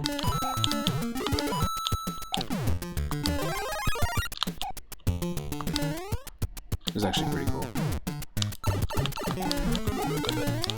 Hey kid, I'm a computer. Stop all the reloading. Beep boop beep.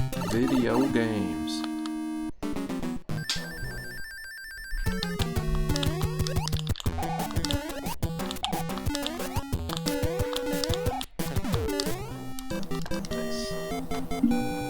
That's the danger of using save states. I definitely do want to do a race, a randomizer race with another streamer. Would you be down to do that, Parahax, to do a Super Mario World randomizer race where we both play the same seed, both stream at the same time? And then just try and see who can get to the end first without like warping straight to Bowser. And without using save states, because I use a lot of save states when I'm just casually playing on stream. Oh, this is such a cool color palette.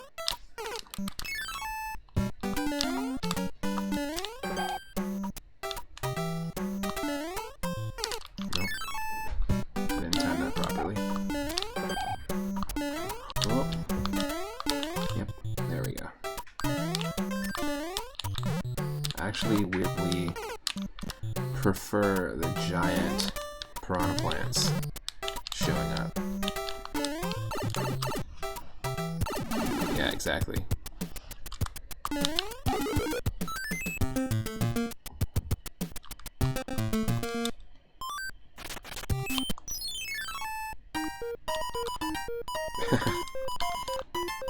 But still, it could be a really cool, just like a fun random co-op if you wanted to plan it for someday where it works for both of us. That could be really fun.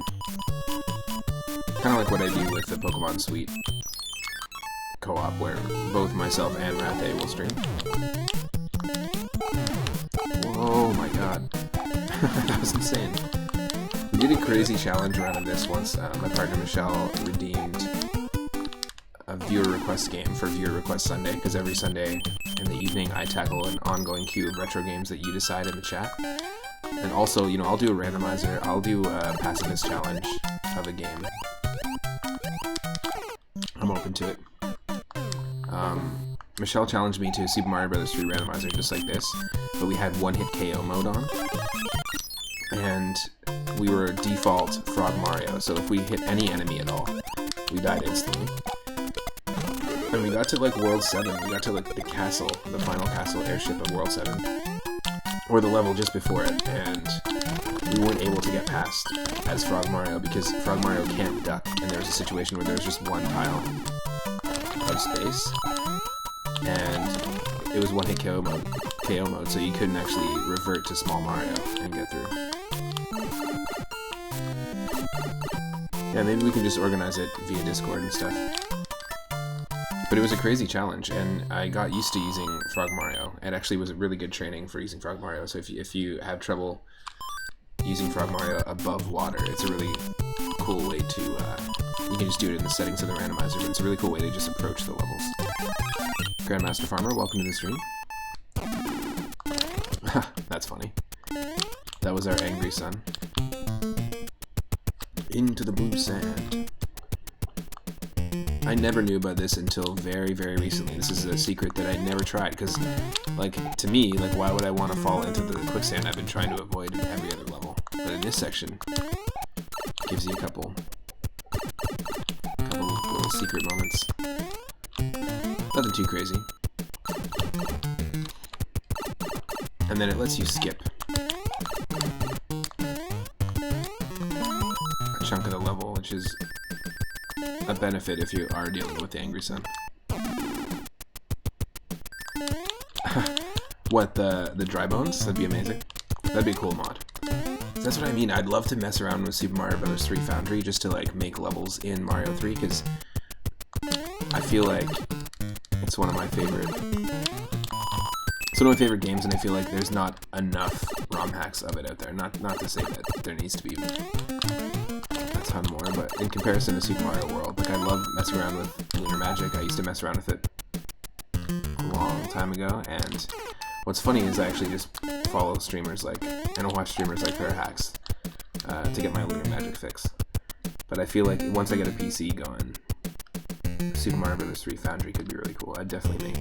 I would 100% figure out how to hack a 3M moon into Mario 3. That's goal number 1.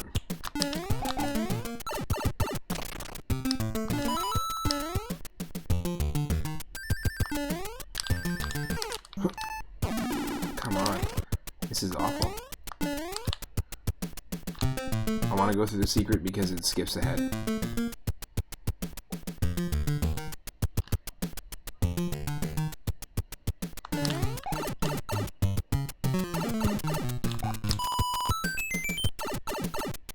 Well, there's some great resources for Mario 3 now. That's the thing that's crazy. That's what inspires me to do it, because I used to mess around with a program called Super Mario Bros. 3 Discombobulator, and then also YY-CHR and some hex editors, and it would allow me to replace the graphics, replace some code, and then replace, like go in and kind of do like very rudimentary drag and drop. This is on like a Windows XP, Windows 98 era, but you can drag and drop certain elements, and now Super Mario Bros. 3 Foundry is basically just a screen-based level editor, almost exactly like Lunar Magic.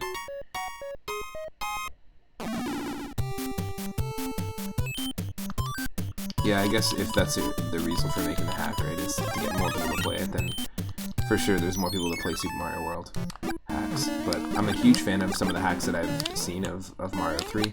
Like Super Mario Bros. Remix is just fantastic. Mario Adventure was a lot of fun. There were some flaws with it though, for sure. Great, we gotta do this again. But Super Mario Bros. 3 Rainbow Realms is one I highly recommend if you just beat the original Super Mario Bros. 3 and you want to go into like a similar adventure that's like a similar like difficulty level. SMB3 Rainbow Realms is fantastic. It's by Blue Crush and it's from 2018. Also, there's a sequel, which is not as good. It's still great, but it's not as good just because it does a lot of repeating of what Rainbow Realms 1 does. But Rainbow Realms does a great job at like creating new worlds and creating levels that are playable by anyone that could, you know, beat Bowser in Mario 3.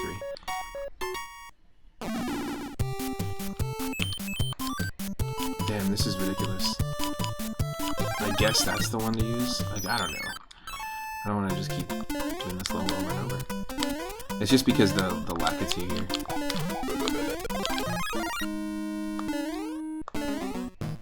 Ah, that's why. Okay. SMB3 is better as a vanilla game. I feel like some of the hacks have been great though, and I would love to throw my hack in the ring.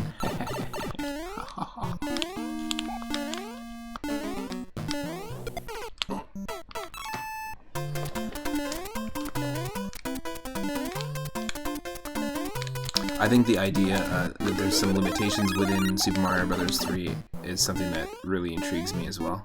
Just because anything I create, I like imposing limitations or working within my limitations as best I can.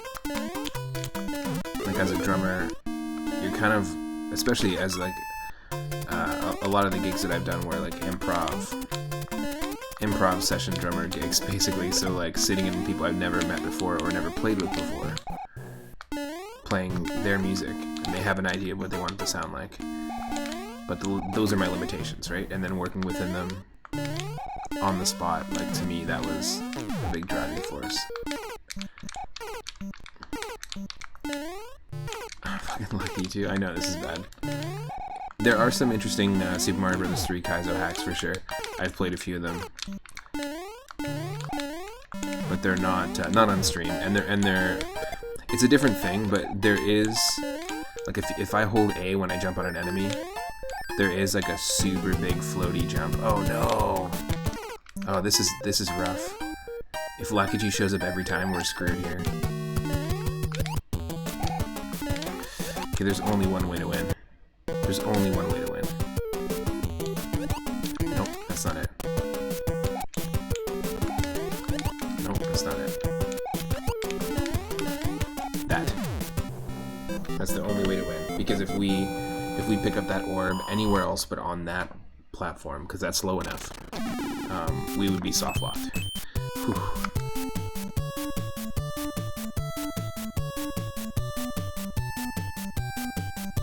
Well, and also as the drummer, you can change the feel anytime you want. And one of my favorite things to do when I'm in a jam with a lot of people is, you know, once we're locked in and everyone's like feeling a specific groove and they're like feeling that vibe, I'll actually just start paying attention to what each person individually is doing, and I'll go, like, let's say I'll just like look at the second person who is playing trumpet and their trumpet line that they're playing, like kind of around my drum beat and around what everyone else is playing. They've found like a little pocket to like add a little bit of trumpet. Well, the first thing I'll do is I'll notice what they're doing on trumpet, and then I'll shift or I'll add a fill that locks into what they're doing on trumpet, or that matches or mimics what they're doing on trumpet. So if they're doing like a bow, bow, bow, bow, and it's this drum beat that we're listening to right now, like every once in a while you hear like a bow, bow, bow, bow. Every once in a while you'll hear me throw that in on the tom, or on the toms, or like the floor toms. So it'll be like, just add it in, like something super subtle, but keep the same drum beat going. And they'll notice, and then when they notice, they'll lock into it, and then I'll move to the next person, and I'll see what they're doing and try to mimic them. That's how I often will approach a jam with people I've never met before, because it's sort of like having individual conversations with each person, like going around the room and just like having like individual musical conversations. But that's kind of what led me to be able to, like, just jamming with all sorts of different people, right? That's the key. Collabing with all sorts of different people. You just learn a lot. And you learn how to respond to people, like, in a musical way. A lot of guitarists in Rock Band don't think like that. In rock bands, yeah, totally.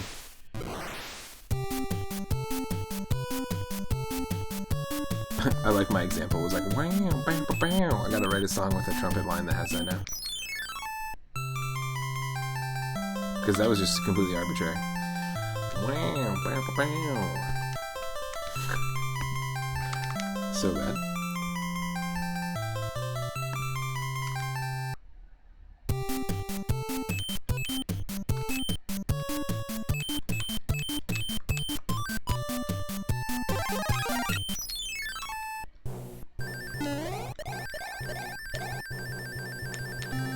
This is the grapefruit airship.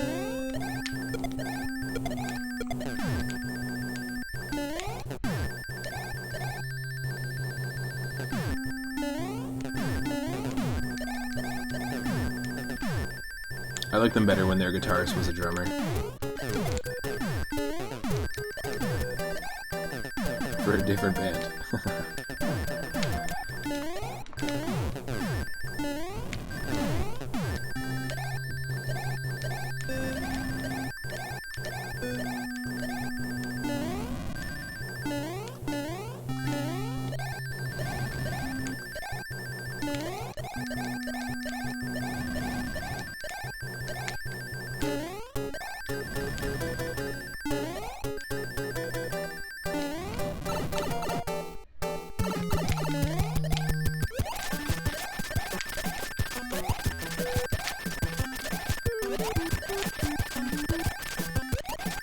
Oh my god, how many hits?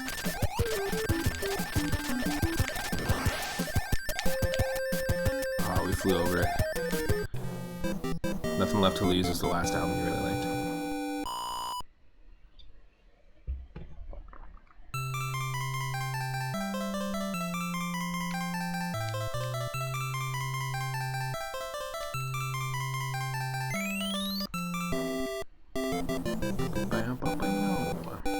Halfway through the game.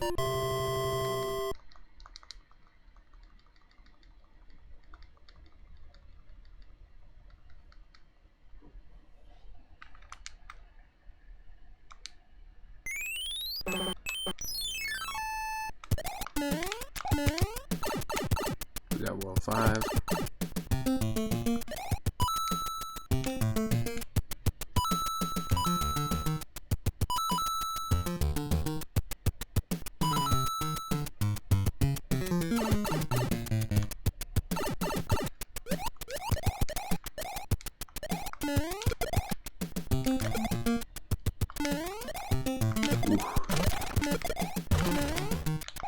And this section used to freak me out as a kid.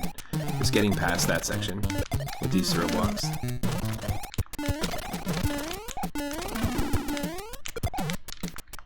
Just because there's so many enemies, I used to think, like, oh, I gotta move super slow, and like, I don't know, I just didn't move with confidence in those levels as a kid for sure.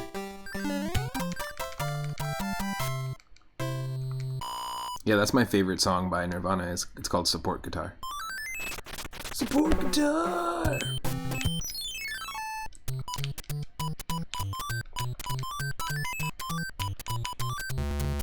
It was originally, little known fact, it was originally called Support Katana. But then they're like, that might be a little culturally appropriative, so let's maybe just stick it with guitar there.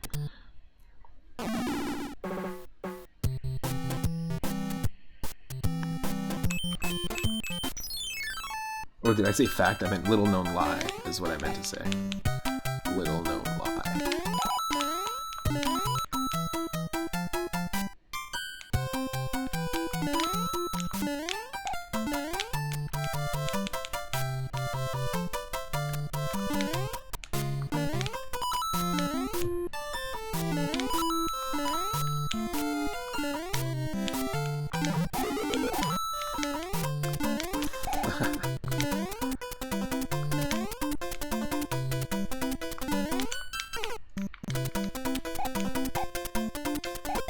Little known fact, the bassist of Nirvana never existed.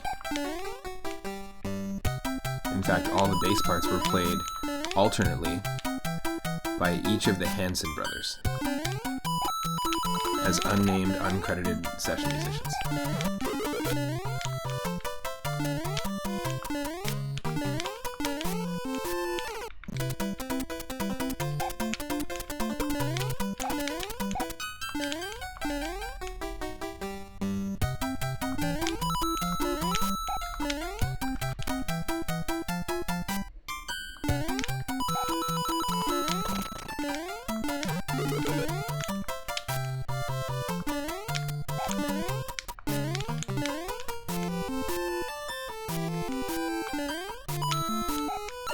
Little known fact, the Hanson brothers also took turns alternating cutting Kurt Cobain's hair.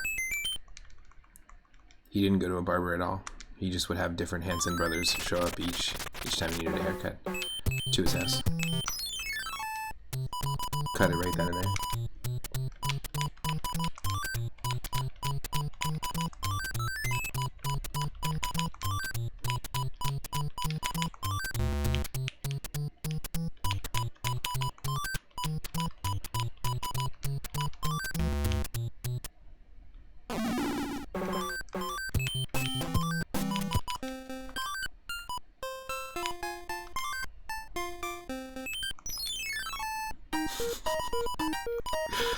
He would just like pick up the phone and be like, "Son," whoever would answer, he'd be like, "Son, I need a haircut," and be a different one.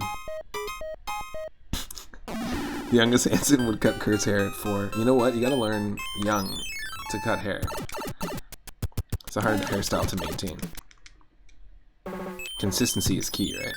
That's some talent.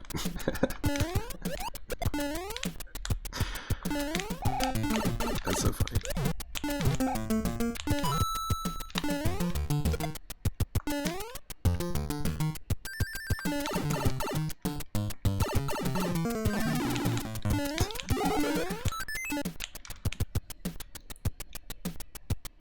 Oh man, that's too good.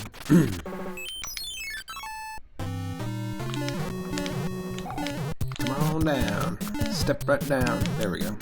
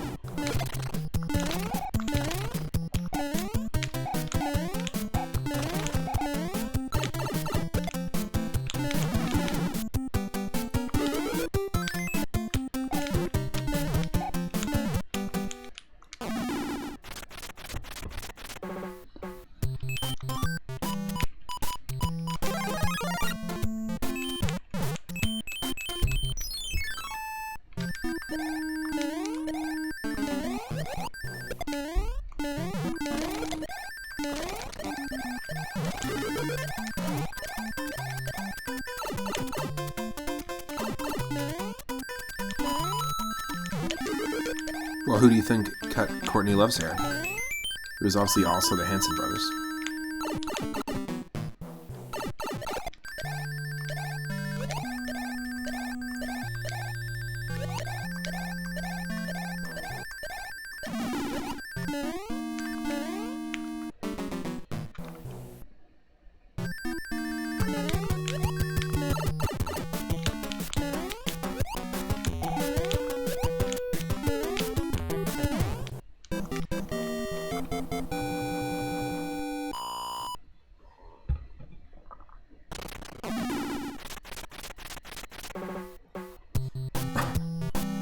Those dang Hanson shenanigans.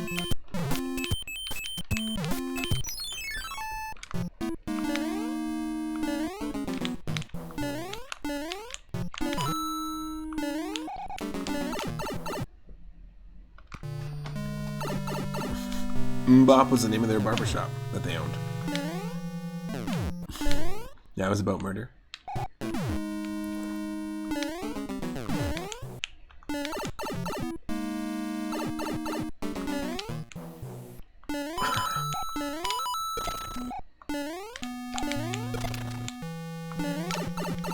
The first time they tried smack, that's what they said. They were like, bop.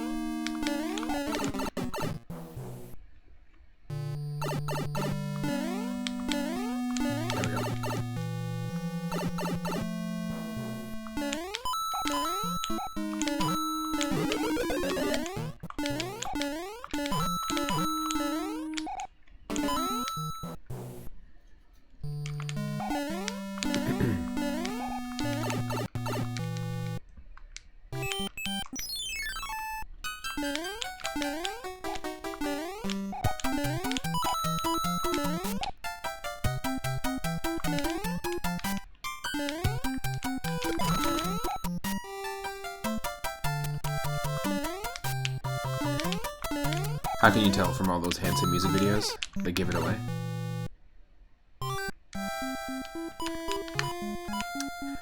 That kind of, you know what? I'm gonna use our cloud. We have clouds. We're gonna use it. We're in the clouds.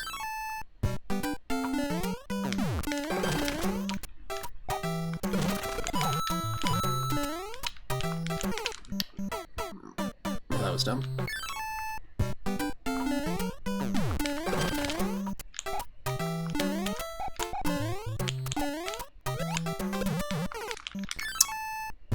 Really? These are some pretty crazy enemy combinations. That's why I like using the web-based randomizer, because the executable just is not nearly as chaotic with the enemy placement, and I just kind of love the chaos.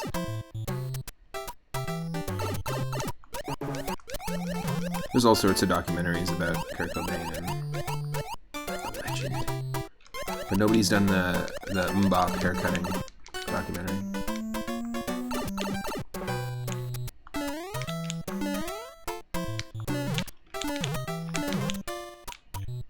Come on, go for it, and boom.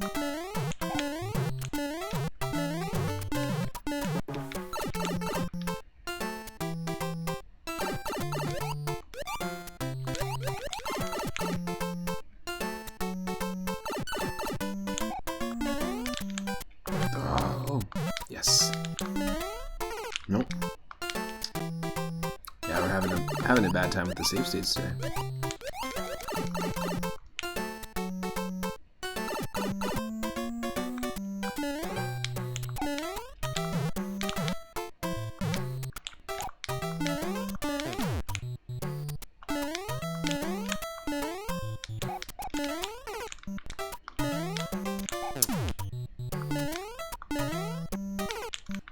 That was the original name for Dave Grohl's band for Foo Fighters. It was Loose Ends.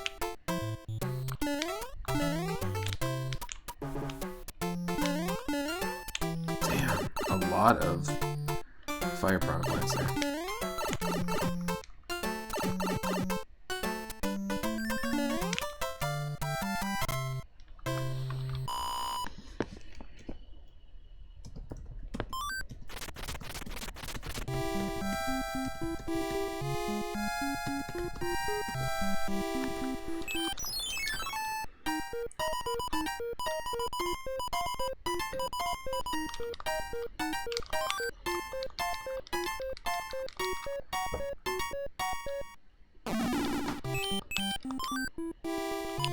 Sorry.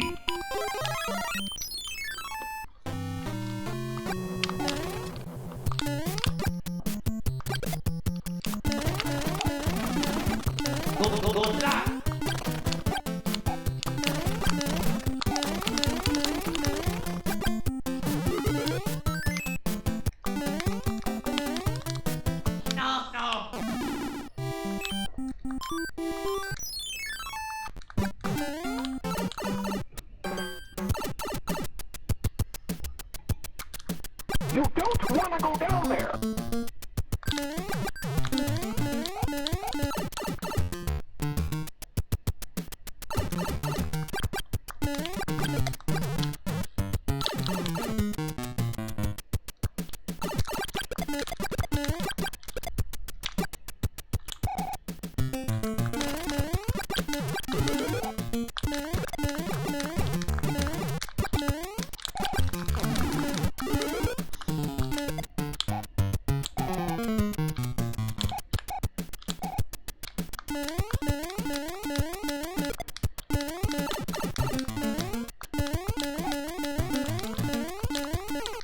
Oh, come on.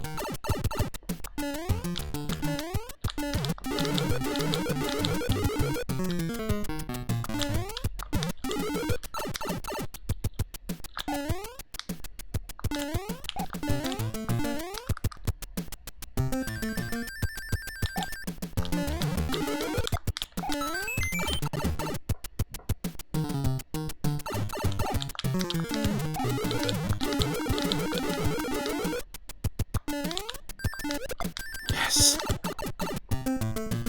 That double kill. So perfect.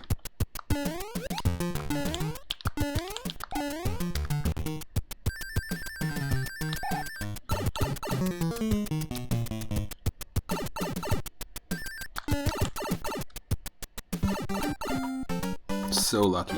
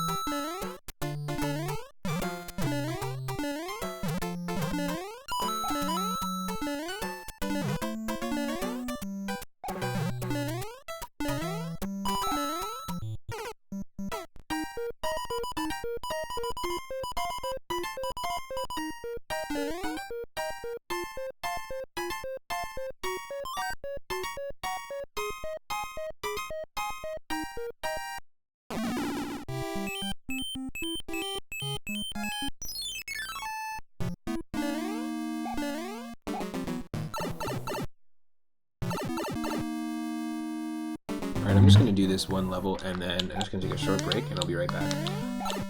I'm going to be going over to my partner's parents for dinner later, so... Well, we won't be streaming for too long today.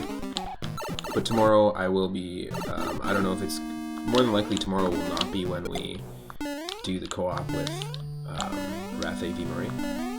Tomorrow I'll do a stream, but it'll probably be like a retro roulette stream where you can spin the wheel, whatever game we get, I have to play. But this weekend we will be doing another episode of Pokemon Sweet, the Nuzlocke challenge that we're doing with Wrath.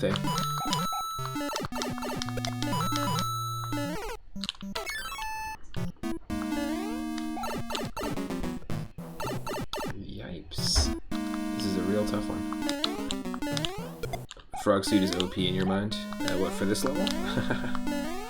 That'd be crazy. Don't know if it would work out for us. Ooh, that was good. That worked out for us. Almost got this.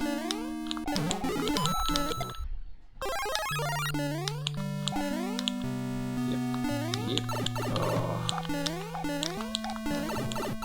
Wow, that's a lot of enemies. And we're on to the Boom Boom. On the easiest part of the whole game.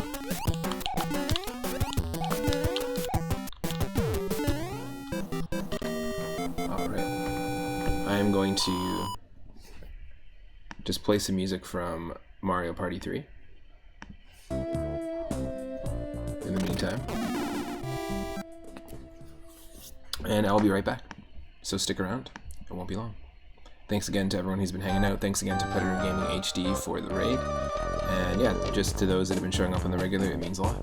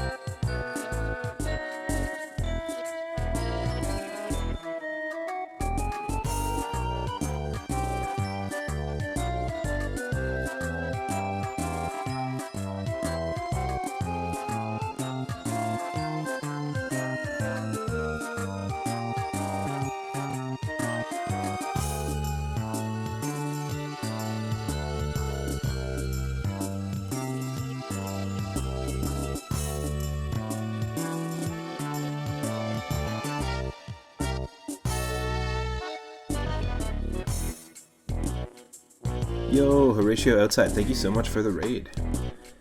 Just taking a short break, we're playing some Super Mario Bros. 3 randomized, and we're in World 5. I'm using the web-based randomizer that you can find on the big list of game randomizers online. And if you're new to the channel, my name is Matt, otherwise known as 3 Ed Moon. I stream every single day from 1 p.m. Pacific onward, and I do retro games and randomizers just like this. Hope you're having a good stream. Oh yeah, enjoy that gift sub as well. I think we got a gift sub from Penny Blank yesterday as part of the birthday subathon. But yeah, if you're not following Horatio outside, you can go watch some really cool, not randomizers, but like the itch.io randomizer, which serves you completely different, unique games, like unique indie games. You can go watch Mario Odyssey over there. Super Mario 64 Chaos Edition was really fun to go watch over there.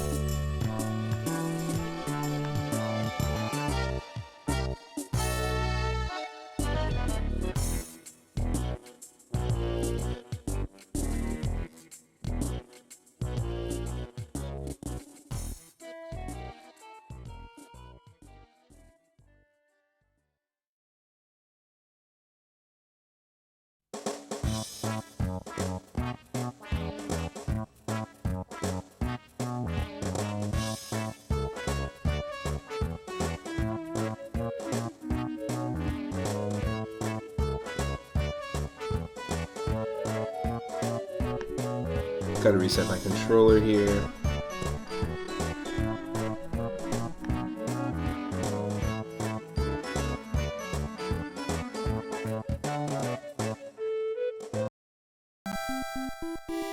Alright, this should be good. The volume should be good on the game as well, hopefully.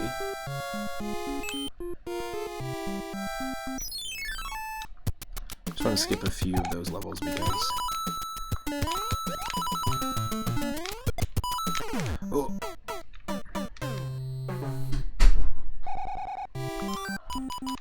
Some of these are really tough. Okay, let's just try this.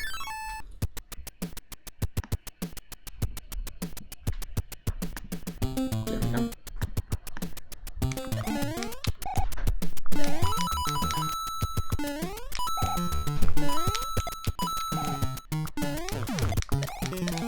Nice.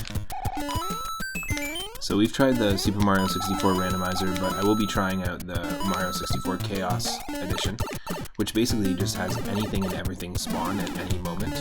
And there isn't a Yoshi's Island randomizer yet, but there is a ROM hack by Raiden the Quick called Yoshi's Highland, and it's basically, what it does is that it lets you play through the game, but anything and everything can spawn at any time, just like in the 64 Chaos Edition. So I think it's pretty cool.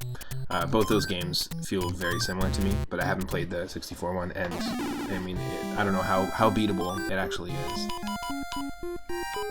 We've gotten to like World 2, maybe halfway through World 2 in the Chaos Edition, I'm pretty sure. I wanted to use the star there. That's okay.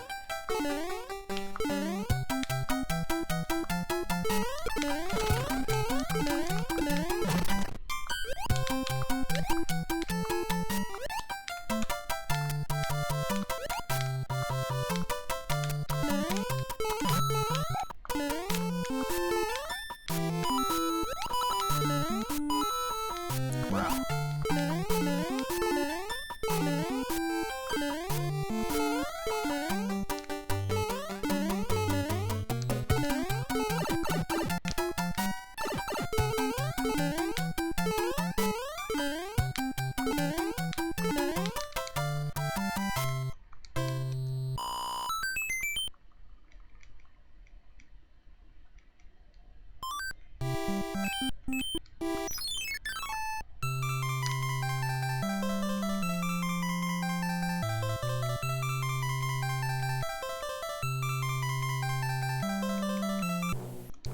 Nice.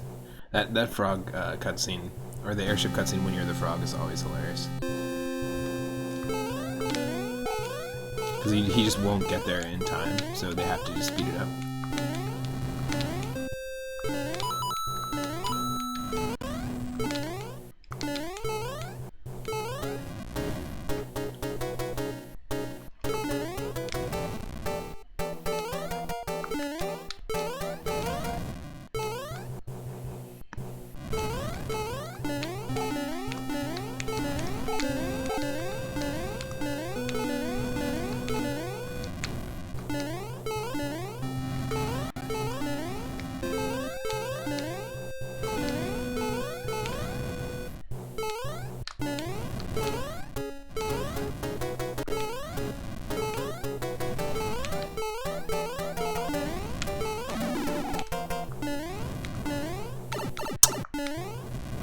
Thought we'd be able to ledge grab that, but it didn't work.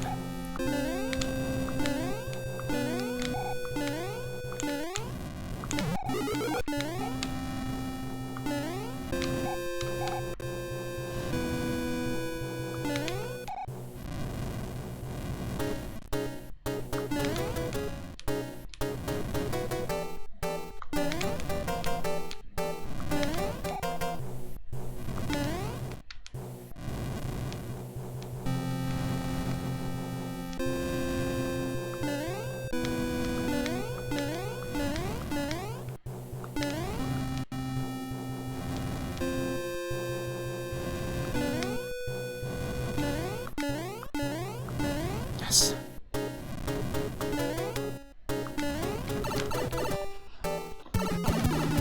Here's Roy. There we go. One hit Roy. See a few more people are joining. Basically all the Koopaling health is randomized. The same works for the Super Mario World randomizer as well.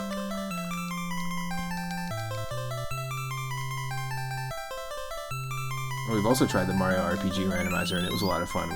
We might do that one again in the future. I enjoyed it.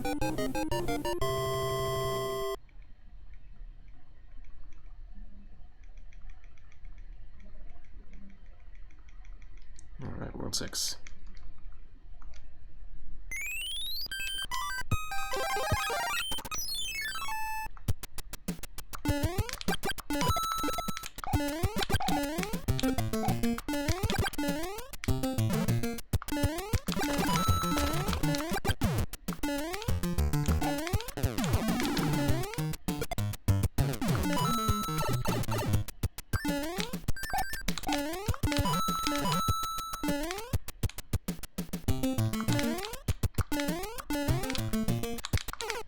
Oh, come on. Oh, no.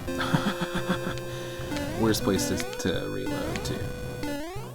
That's the worst. That's happened a couple of times already today.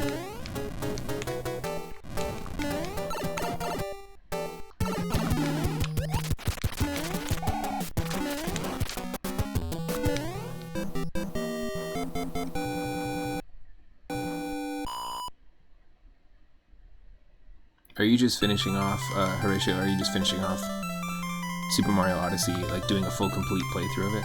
Trying to get every single moon?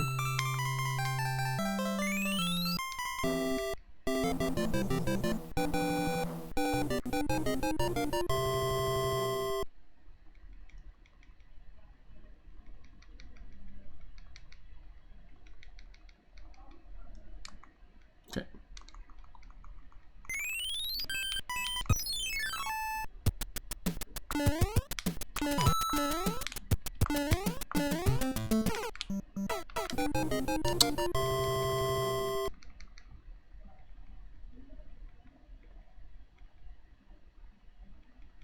Come on.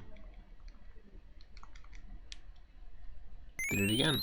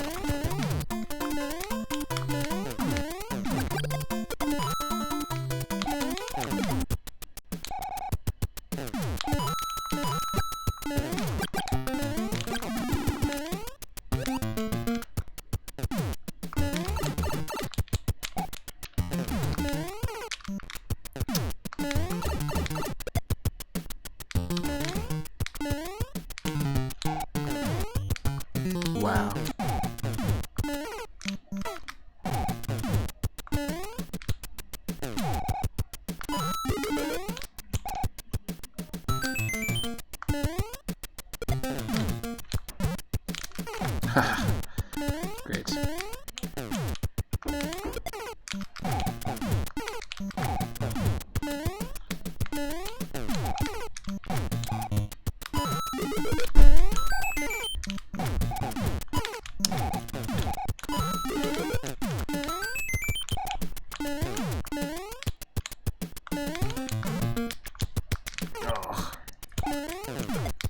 It's hard to make that music no block jump accurately every time. Whew.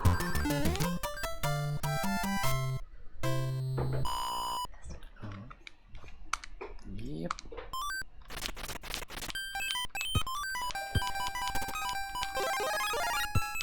Okay, number 2.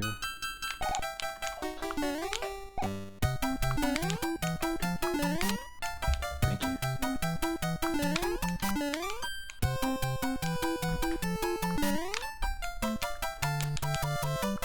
You got this super gross sky color.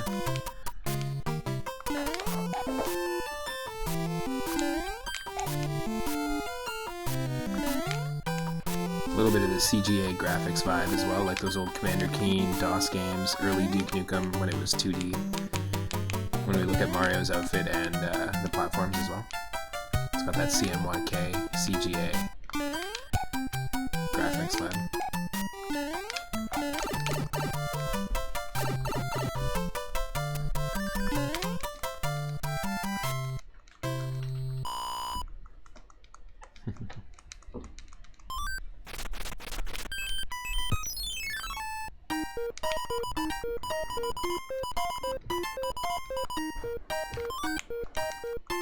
Rogue.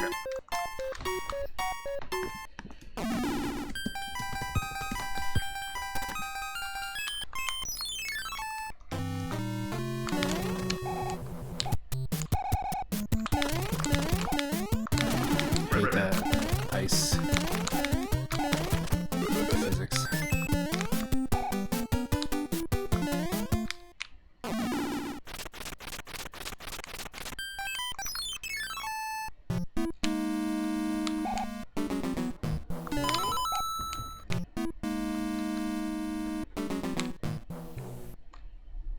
Oh. Nothing we could do there.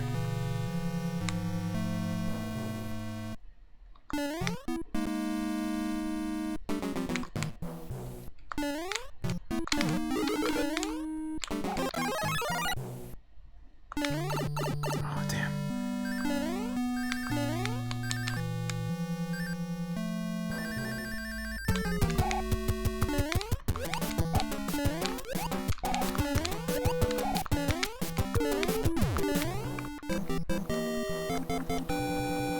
Had to go with for a bit. How's the sea treating you? This is a good one, actually. It's going pretty well. I'm actually, like, I feel pretty warmed up. Like, I'm actually doing pretty well, like, performance-wise as well, which is good. Whoa, no.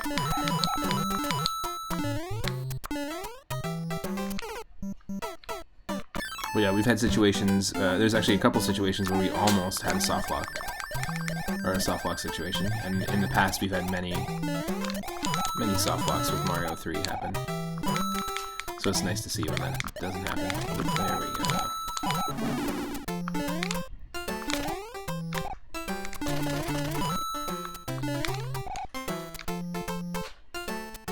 That's crazy. Use the iframes.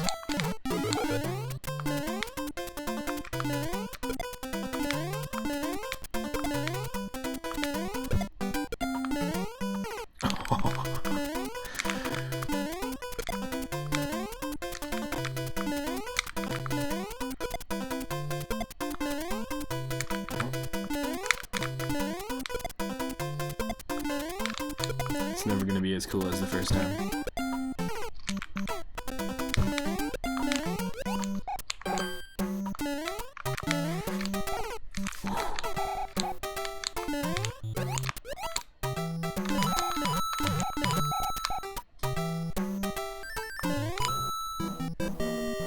There's some 5-up. It's not a 3-up moment, but, you know. You can call it one if you do that.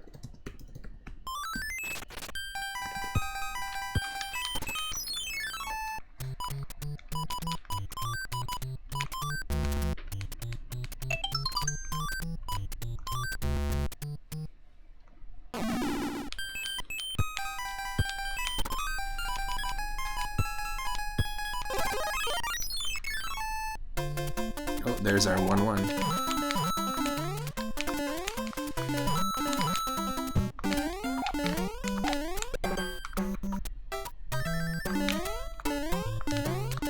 For some reason, sometimes we'll run into the Karibo's boot like that, but it won't leave the shoe behind. Because having an orange boot would be super badass, but nope.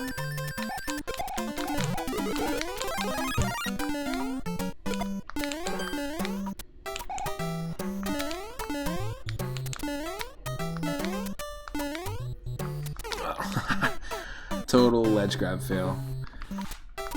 Nice.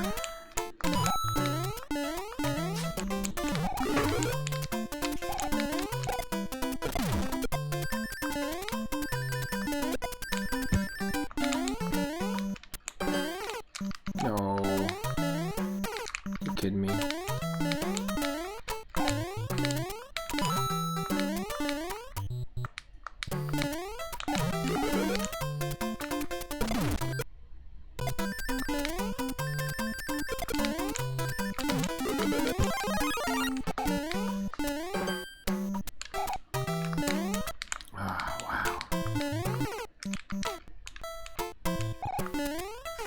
Super unfair.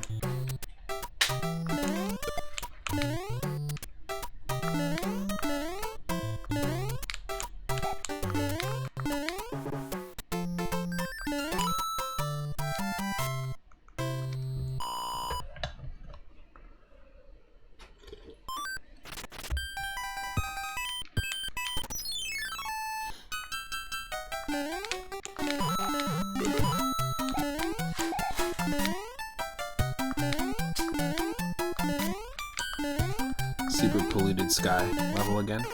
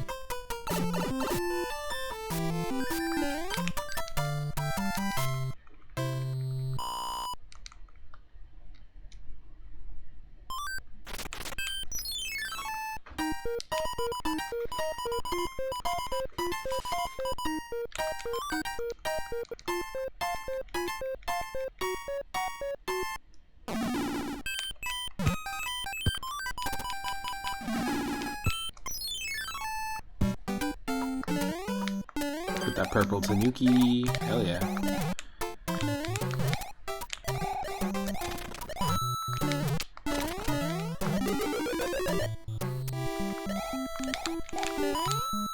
And the purple coins.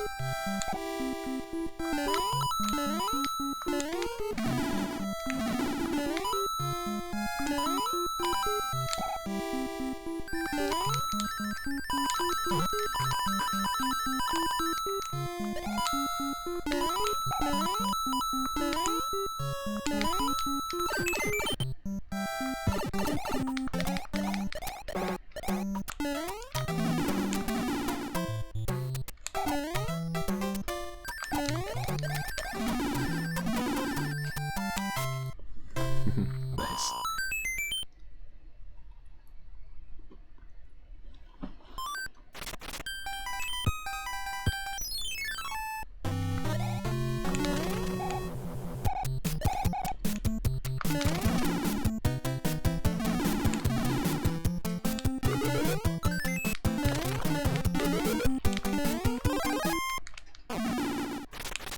I really didn't want that to happen, but you love the Tanuki palette? Yeah, totally.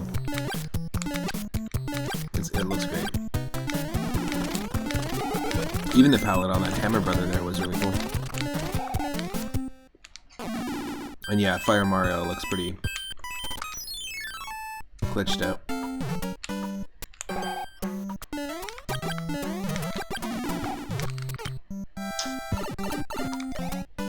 Great. I've done that so many times this stream, that's crazy.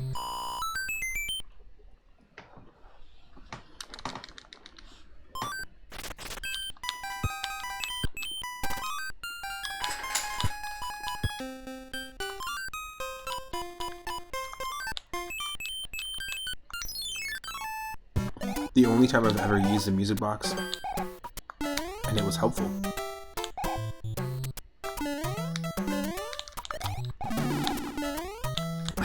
He's just extra hot, exactly. Fire Mario. I love that. I mean, how else can you produce fireballs from your body? You'd have to be super hot. Everyone would have to find you attractive in order for that to be a possibility.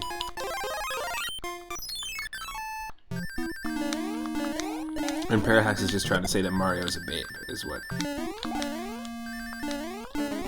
Specifically Fire Mario. That's what I'm interpreting.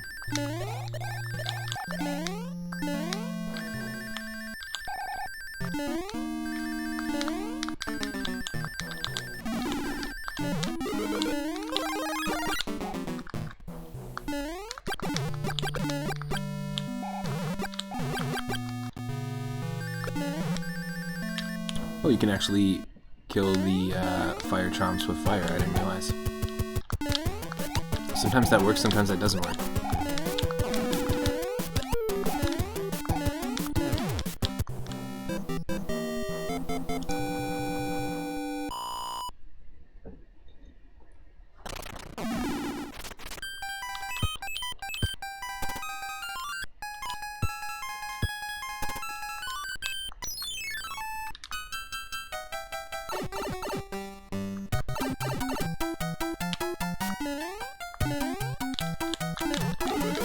Hate this level.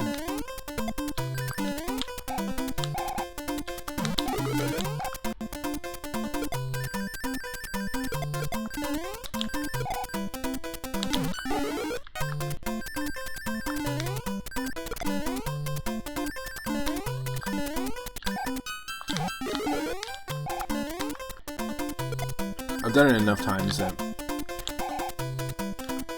it's doable. Oh. It's doable fairly quickly, but it can be frustrating. In fact, you can see a lot of that frustration in previous parts to the Mario 3 randomizer that we've done.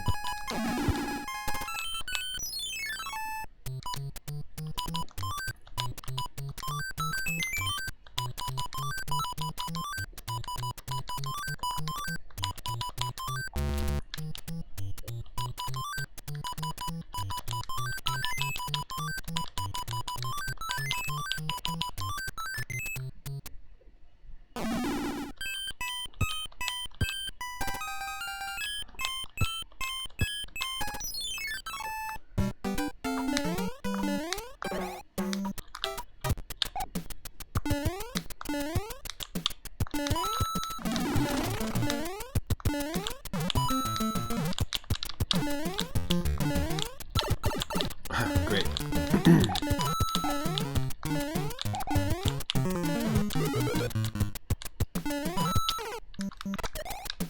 Come on.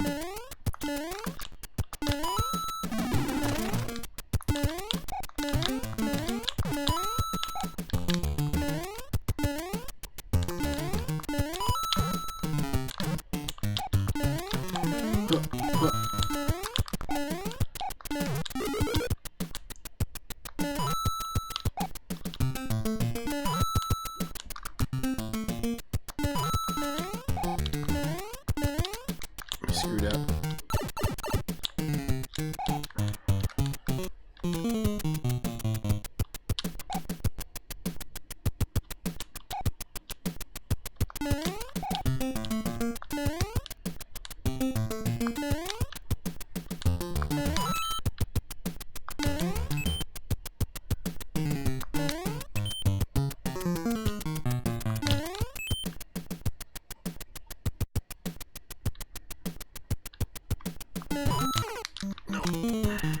Oh, that sucks.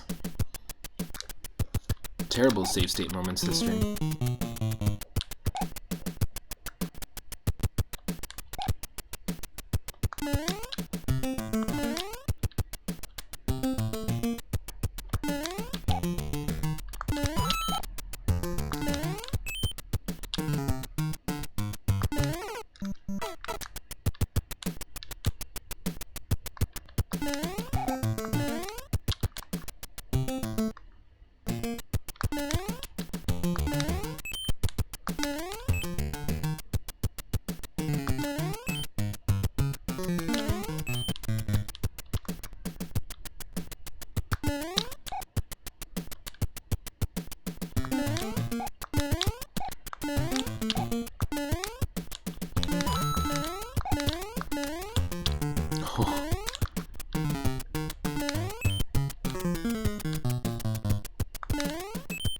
This is probably one of the more interesting levels in Super Mario Bros. 3 in terms of level design, but it's also like pretty slow, pretty monotonous.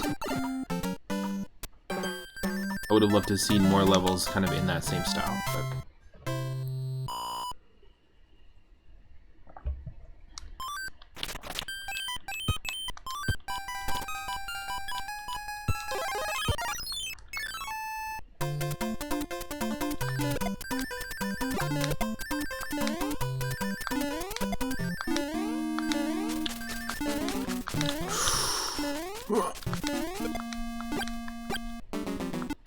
That was crazy.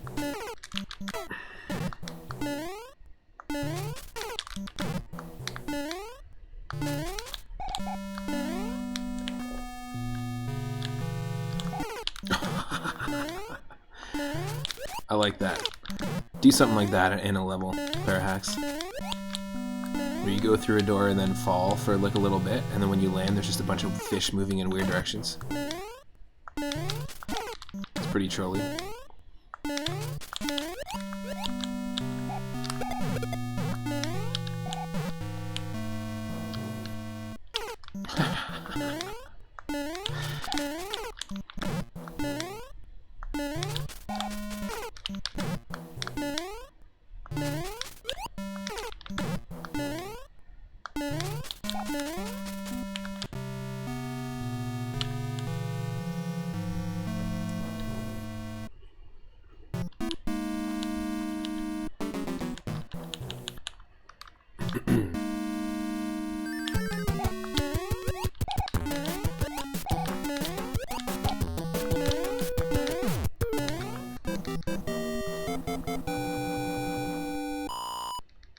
Nice.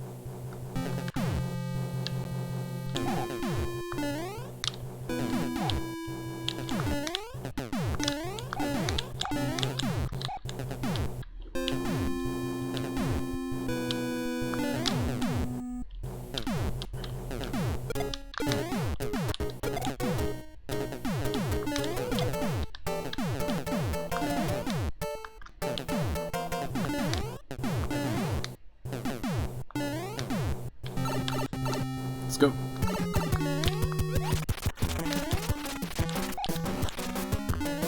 Got lucky again. World 5 and World 6 gave us just one-hitters.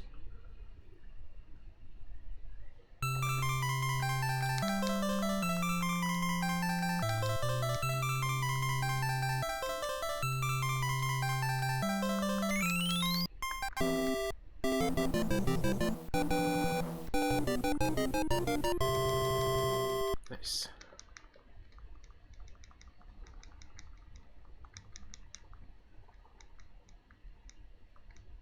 So tomorrow we'll probably do more games about eating and food, which we normally do on Fridays. We'll be doing like the retro roulette of food games, or we'll do sci-fi games. I think those will probably be the ones we choose. You missed a 3-up moment. In the very beginning of the run, we got the 3 cards. We got 3... What do you call it? flowers, and then we got a 5-up. That was just a 3-up plus 2, so I think the most recent one was not a real one. It didn't happen.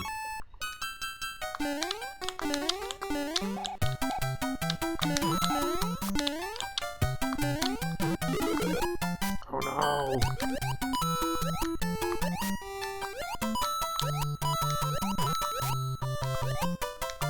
Yeah, that kind of sucks. Especially because of this. Ah. That sucks.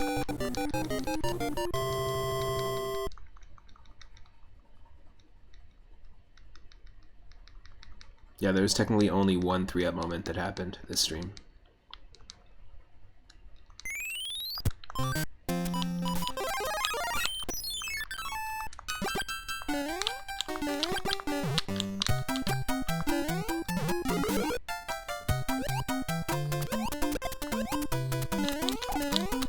So you get actually a little extra height in your jump when you have the star.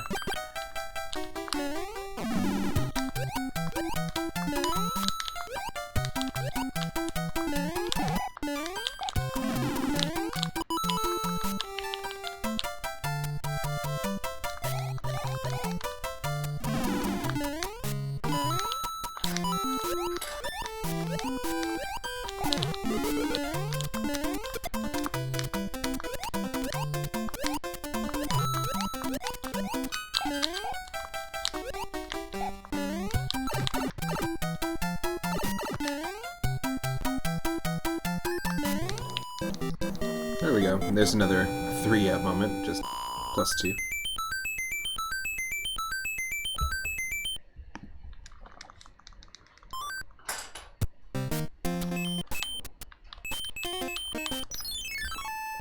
Now I have a dinner to get to, so I might not actually be able to get to World 8 on this seed.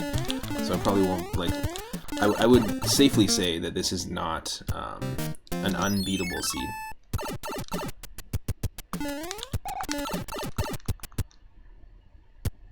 Actually, you know what? We can probably skip through just by doing that. Yeah, I would safely say this is not an unbeatable seed. I just got to get ready for the dinner. We're just gonna have some pizza. But let me just quickly take a look and see. One, I want to say thank you to Horatio outside for the raid. Thank you again to Henny Blank, Surfins, Benny Souls.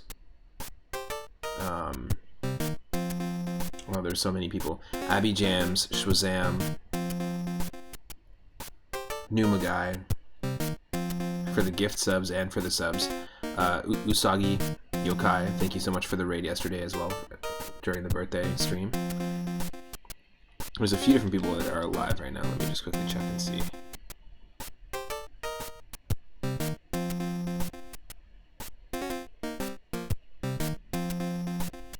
Cool, it looks like Tsunati is playing Teenage Mutant Ninja Turtles on the NES, their first playthrough. And Tsunati's an awesome retro streamer as well who does a lot of really cool stuff. So let's just stick around and let's go check out Tsunati's channel. So we'll do that. But yeah, thanks again to everyone for hanging out. Thanks again to the recent followers, to